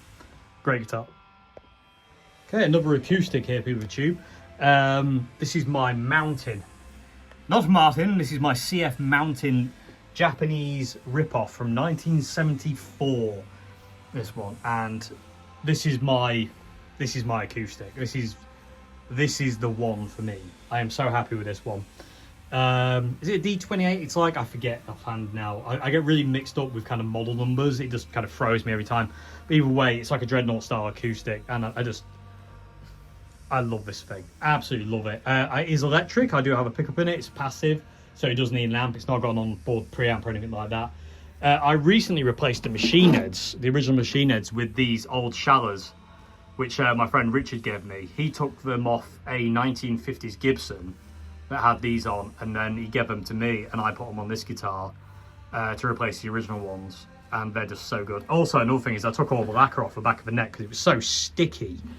It was just really awkward to play, especially like summertime. It's just like horrible. So I took all the lacquer off the back of the neck. And this is one of those guitars that's going to be with me until I'm not here. And it will definitely outlive me, this thing. But yeah, 1974. I think I'm the 4th owner of this guitar, because it lived around the kind of like Midlands area forever, and I'm like the 4th owner of it. The guy who I got it from knew the entire history of it. It's really, really cool. But it's fantastic. It's in E flat all the time. And I'm currently writing a acoustic album, hopefully an acoustic album, on this guitar that I'm going to put out on my Bandcamp when I'm done with it and recorded it. So yeah, and I'm not allowed to use electric guitars unless the song calls for it. Other than that, it has to be solely acoustic. But this thing's great. And also, I love the fact of, if you look here, there's a bit of figuring in the wood here, and that is repeated there, which means that 2 of the same bits of bits of wood just folded over, which I really like. I don't know, it's just a bit of a silly thing, but I like it. And then you can see the strips as well, these vertical lines. The center seam is there, and you can see like how it's kind of book matched. So cool. And again, it does have a little bit of damage, nothing major. It has been really well looked after, and I really look after it. And the fretboard is just again, gorgeous piece of tube. It's been played that much, the third fret dot is actually in the neck. Oh yeah, and also, if you look here, I took the truss rod cover off, and you can see what colour the headstock originally was to what it is now. It's really, really faded, and it's super cool. I love this logo. I mean, talk about on the nose, people of the tube. Good lord. And even inside here as well. If I get out of the way of the strings, maybe you can see. There we go. It's a bit cheeky, isn't it? It's a little bit cheeky. This was a lawsuit as well. This guitar was a lawsuit. But it's a fantastic guitar. Love its bits. Sounds amazing. Ugh. This is my acoustic. It really is. Okay, next guitars I just hung on the wall here, which I thought I'd just come down here and show you. So I've got a 1974 Kawai nylon string acoustic there. It is electric. The next one is a Hofner Western series acoustic from the 90s. Fantastic little acoustic. I'm going to restring that soon though with high strung tuning. So basically 12 string string. No, not high, yeah, it is high string tuning, like where it's 12 strings set, but it's all the octave strings. That's not mine. That's my dad's. And then the last one is my Echo 12 string here, because everyone needs a 12 string. This one it's had damage, but it sounds amazing. It stays in tune really well. It's just a really cool guitar. But yeah, I'm going to restring the Hofner soon with just the octave strings on the 12 string, because I want that for the acoustic album I'm working on. So yeah, so there we go. Like I say, that one's not mine. That's my dad's Heartwood acoustic. But that's a fantastic guitar as well. But it's just hung there just in case he wants to play it. Honourable mention, why not? This isn't my guitar either, but I thought I'd put it in. Why not? This is a 1962 Hofner Verythin that is my cousin's, and it's not the best guitar in the world. It's not bad though. It's okay. I've done a lot of work on it over the years, and it's pretty good.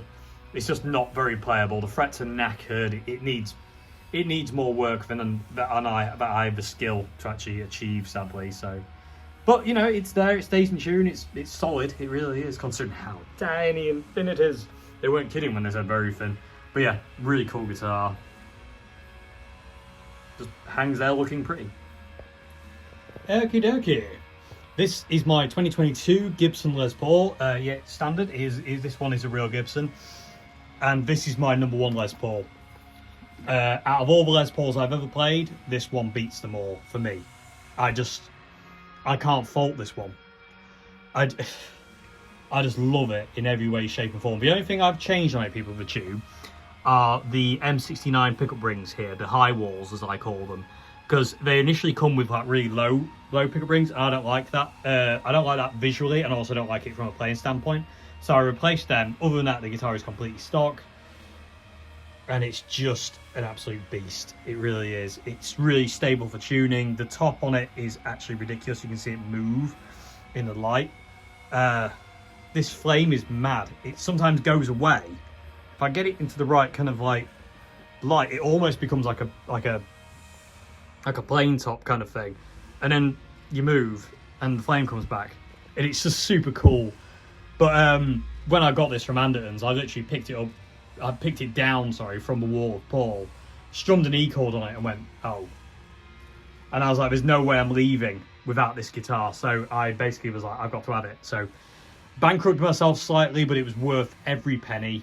And nearly lost it a bit ago as well. And my friend Bob bailed me out. And thanks to Bob, I've still got it and will never, ever get rid of this guitar. It's just too good. It's such a good Les Paul. And like I say, I've played so many Les Pauls, like old, new, and everything in between. This one for me is just home. It just nails everything I want from a Les Paul. The only problem with it, and this is me getting nitpicky, is it's about £10. It's 9 3/4 pounds. This one, it's really heavy, and hence the redonkulously thick padded strap. But that outlaws it for live stuff, but it doesn't outlaw it for recording and for home use. And this guitar, people tube, gave me the entire Red Giant second album. Every song bar one came out of this guitar. The only other guitar that gave me a song for the second album was the Oswald Jag, but this appears on the demo of it, and this literally, every time I pick this thing up, it gives me a song. It's an absolute machine. So it's a songwriting guitar and recording guitar more than it is a live one. I would use it live, but it's just so heavy and my back's knackered, because I have to go to a back person now all the time to keep my back sorted. So playing heavy guitars on stage like this, it's just not good enough. I can't do it anymore. So yeah, but this is my favourite Les Paul of all time and space. It's just so good. It's so good. Okay, next guitar is the Oswald Split Head. This is the guitar that I recorded a Red Giant song version of If I Had Possession Over Judgment Day, the Robert Johnson tune. This also appears in the music video as well, this guitar. And I started stripping the paint off this last year. And I got to the, well, not last year, sorry, a year before that it would have been now, crikey. And what would it have been? I don't know where I am. Either way, I started tripping it off at one point. And it got to this point, because I wasn't a big fan of the red. And I got to this point, I was like, I'm going to leave it. That was great. And so I left it this way, and I've played the bejesus out of it. You can see this here is absolutely just gouged out. But this guitar's amazing, and the neck's great, the pickups are great. It's in B standard, it's baritone tuned. And it's just a beast, it really is. And it just loves being in that tuning, it's so good. And the neck is to die for on this guitar. I don't know what it is about the neck on this, but good gravy lords, people tube, it's a good one. Speaking of baritone guitars, here's another Chapman for you. This is the Chapman, what is it, ML2s, these ones? No, sorry, this is the ML3 Pro in gold. That actually goes green when you get to certain lights. It goes like this lime green colour, it's super cool. Chapman very kindly sent me this demo, and then I loved it, and they said, oh, you can keep it, because we can't take it away from you, because you seem like you really love it. And I do. And this is a live guitar for songs we have in B standard. I was using the Oswald live, but the pickups in the Oswald are more like PAFs, and they don't like high gain, they whistle a lot. And the song I was using it for, I needed it to be a bit more controlled. So the Seymour Duncan in this one works a treat. I did change out the black plastics to white again. I've changed out those barrel knobs for gold. The switch to white. Like I say, it is gold. It looks green in certain lights. It's really weird colour, but I love it. It's very heavy guitar. Like it's really weighty. I think it's like 9.5 pounds. But it's such a great guitar, and the whole baritone thing with this guitar is really cool. This is a great guitar. And again, this comes with me in the guitar vault all the time to every gig, just in case we play, at this point in time, 2 songs. If I Possession Over Judgment Day, You Say, I Say, with Red Giant. We do have a third, but that's going to be on the next album. But yeah, it's a fantastic guitar. It works so well with the baritone tuning. It's just a beast. It intonated. Everything was great, really is, and this is a fantastic guitar. And again, the neck is heavenly.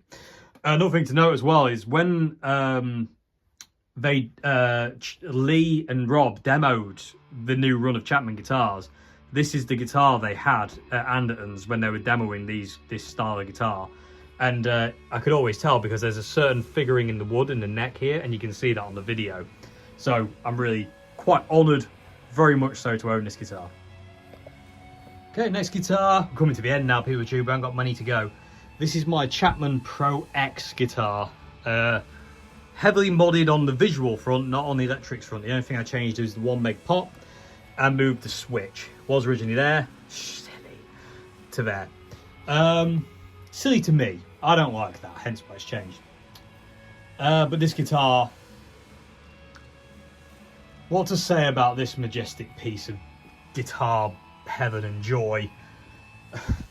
It's just one of the best guitars I've ever owned and ever played, and it's been every gig I've been to. This has been there. It might not have been played, but it's always there, and it's just so good. It's so good. Like I said, I did change out the volume pot to a 1 meg. It had originally had 500k in it, but it was a little bit woolly. tone wise, and so I thought if I put a 1 meg pot in it, it should sound a little bit more brighter, and it did, and it worked. I also at the Birmingham Guitar Show got Rob to sign it, so it's been signed as well. And so we've got the Red Giant sticker there and Jimi Hendrix, and I love that. It's such a cool graphic, and this is just a beast of a guitar. It's light as a feather, the neck is heaven, locking machine heads. It's just, this is a proper beast of a guitar. I changed out the knobs as well to these Gibson Bell style knobs, the bonnets I think they're called, because it's just they just match the strip top. When I got it, it was black. It was like a translucent black, and I didn't like that. Also, I've changed out these. It's got pickup ring, white covers. Other than that, is how it is, and I just love it. And I also put these fret dots on as well. But this guitar's amazing, and that fretboard is just pure and utter filth. It really is. And from the moment I got this guitar, I fell in love with it, people with tube. And like I say, it's just, this is one of my main live guitars, and also recording guitars as well. I've used it for recording, and it's just great. It sounds fantastic. It really does. Great guitar. From one great guitar to another great guitar. This is my 1959 Replica Strat that was made for me by Scott over at Golden Era Guitars. Same guy refinished my SD62, did the neck for me, did the body for me, and then I wired it up, and it's got the Dave Murray from Iron Maiden's signature electrics in it. Not the scratch plate, because I changed it, I wanted the single ply. But it's got Dave Murray, so it's got 2 hot rails, the Mini 59 I think it is in the middle, and then you've got the Bourne's pots, Bourne's select switch, switchcraft jack. This is a crazy parts tremolo. It's kind of a reissue, patent pending. I don't know if we can get in there. It's getting really worn down now. It's filthy, people with tube. This tremolo is absolutely filthy. I'm really wearing it away. It looks really cool. And yeah, this is my, I would say this is my main guitar for live. If you've seen Red Giant live, you've invariably seen me play this guitar. I will occasionally play the Chapman, but the Chapman's more of a backup, but I do get the occasion I want to actually just use that guitar only. But I would say this is the one I go for more often than not.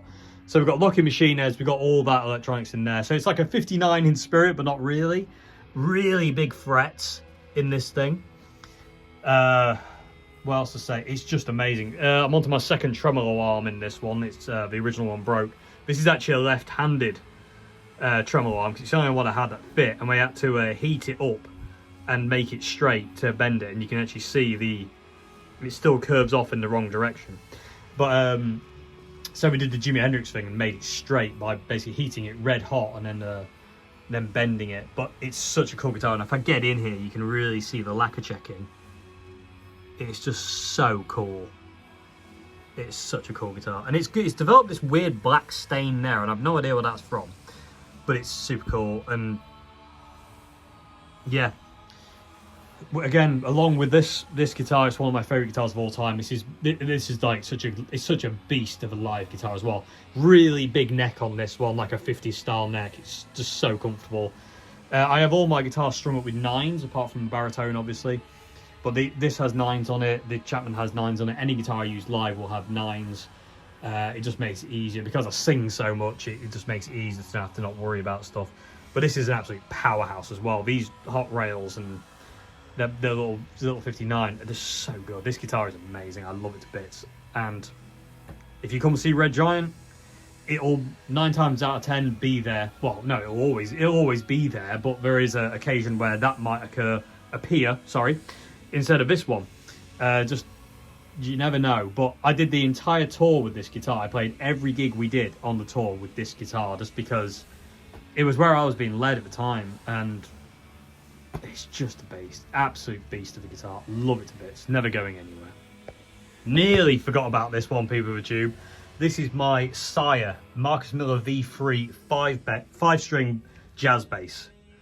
I got this year because I like to record so many songs in baritone tuning now.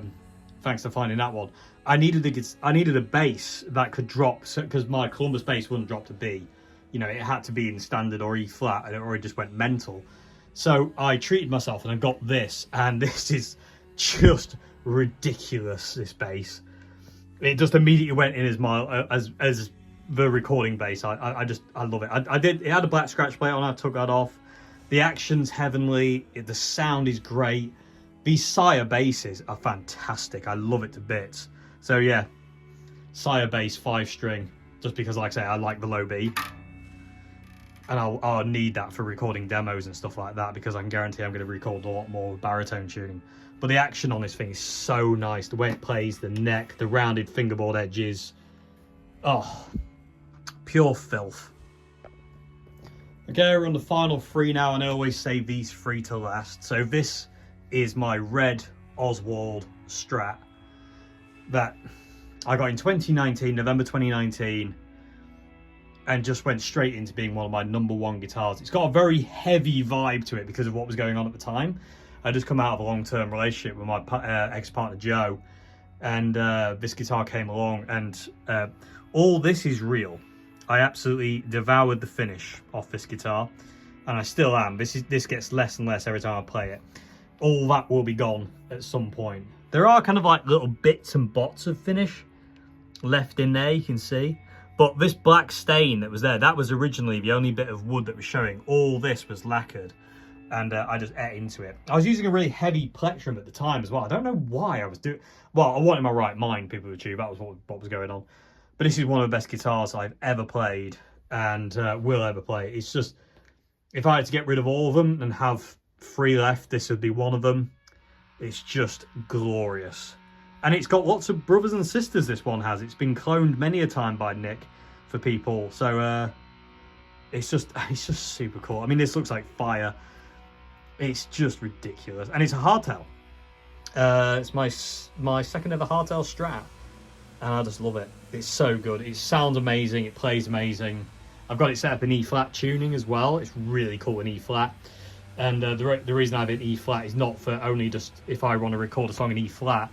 It's if I want to take it out live, which very rarely happens. I did gig this, but it very rarely happens now. This was a kind of stay-at-home guitar, because I can't... If this one got stolen or lost or broken or damaged, I'd lose my mind.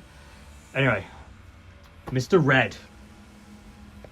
Okay, second to last guitar, people tube. This I've just had to recently do some maintenance on this guitar, which I'll talk about in a minute, but everyone who's been around here long enough will know what this guitar is. I know a lot of people who don't like me online like to think I've sold this thing and don't have it anymore, because it was a scam, but it wasn't. It's still here. This is my 1962 Fender Strat, and it's still here. Absolutely knackered frets now, pretty much. They're absolutely worn out. It's going for a refret in January, which will be its 3rd refret. And, oh no, yeah. No, 4th refret, yeah, because it had the original frets, got refretted once, got refretted... 3rd, yeah, no, 3rd refret, yeah, 3rd refret it's going for. Technically it's 4th set of frets? Yeah, technically it's 4th set of frets, because it had the originals, then it got refretted once, then it's got refretted with these ones, so it'll be on its 4th set, which is really, really cool, because these are just... They're too far gone. They're so low now. It's really hard. It's getting kind of hard to play and hard to bend. So it's going to go for a refret in January. But recently I've had to do a bit of maintenance to it with tube. I needed to clean the fretboard, because there was so much like finger cheese on this fretboard that I was like, right, I need to clean the fretboard, and it's absolutely spotless now.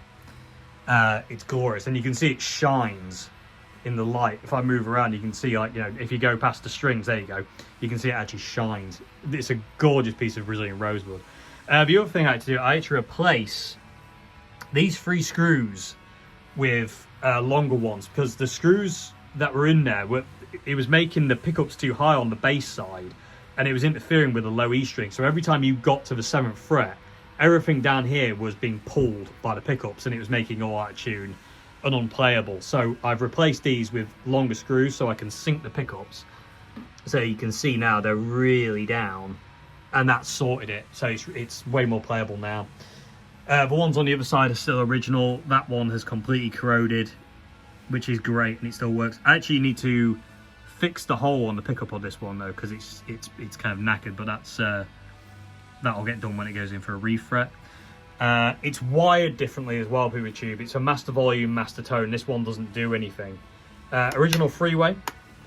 It's got an all parts tremolo. That's not the original tremolo, but this is what the tremolo on the 59 looked like originally, and now it's doesn't look anything like that, which is really weird because I played this one just as much as I played a 59. I don't understand it. I really don't. Maybe because I play it at home and I'm not sweating on it. It's not corroding it as much. Maybe that's what it is. But yeah, I've absolutely trolleyed the frets on this thing. It needs to go in. It'll probably need a new nut as well. This isn't the original. I do have the original. But got original machine heads. It's been lacquered, well, varnished. The headstock's been varnished, which is great because it's preserved the logo. But it is the original decal. It was originally Fiesta Red. It's black now, and it's car paint. It's like 23 layers of car paint or something on this thing. It'll never wear. It'll never wear through. It'll chip out like this, but it'll never wear through. But yeah, and also I love the fact it's got 3 tone knobs. There's not a volume one. And Malcolm, the original owner of this guitar, said that's how he bought it. It never had a volume control on it. Volume knob on it, should I say. Cover. It had a volume control, but not a volume knob cover on the volume control. That's what I'm trying to say. But yeah, it's still here. It'll never be going anywhere as long as I'm alive, unless something really, really goes wrong. And let's, touch wood that doesn't happen. But yeah, it's still here. So for anybody kind of out there who's going, he just got that guitar, made people help him, and then he sold it for loads of money. No, I didn't. It's still here. The best thing, one of the best things that happened ever, people with YouTube, that made me kind of just giggle and just made me go, was when this guy had a massive go at me in one of the videos I posted a video, I think it was on a pedal, demoing a pedal, and this guy had a massive go at me about the 62, saying like, you've sold that, how dare you, are scum, you are a horrible person, you are the worst person ever, you got that guitar and you sold it to make more money, how dare you exploit these people, blah blah blah, stuff like that. And he's like, it's been no videos whatsoever, how dare you. And I was using the 62 in that video.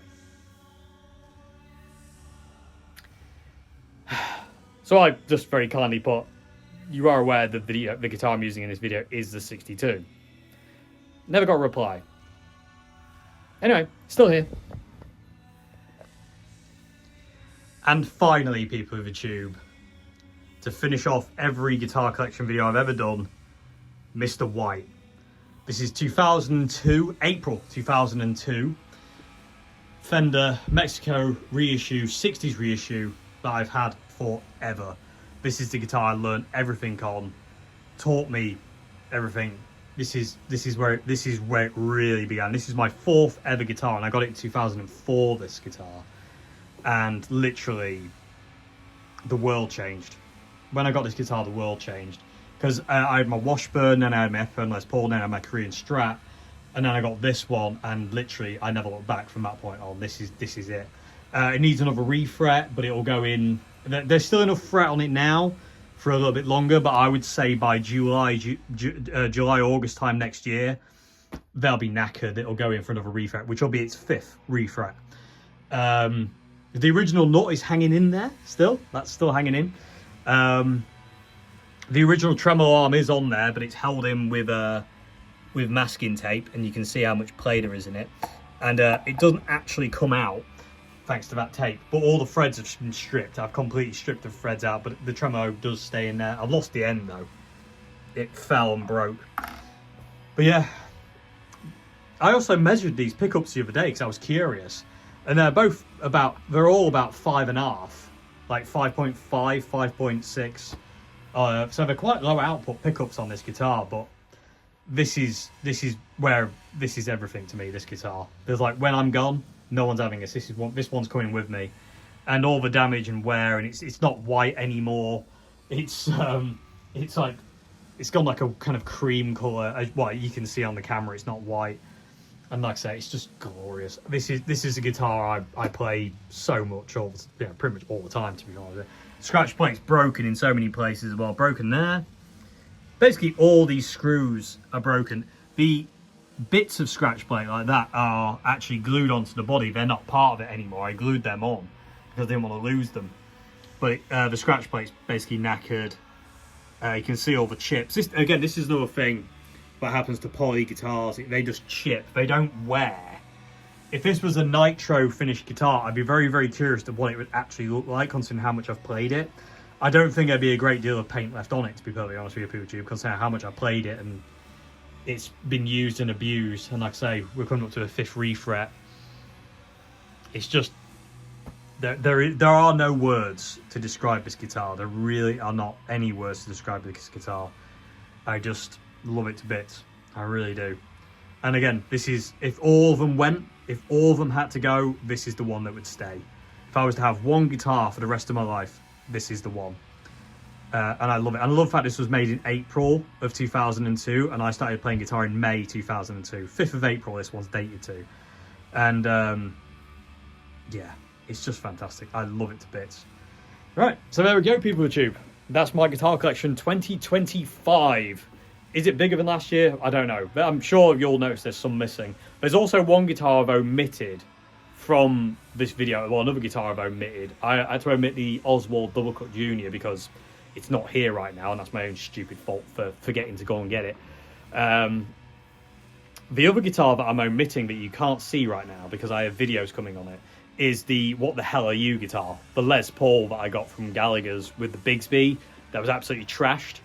I've finished that guitar now, and I have 2 videos filmed and ready to go, and I don't want you to see that yet until those videos come out.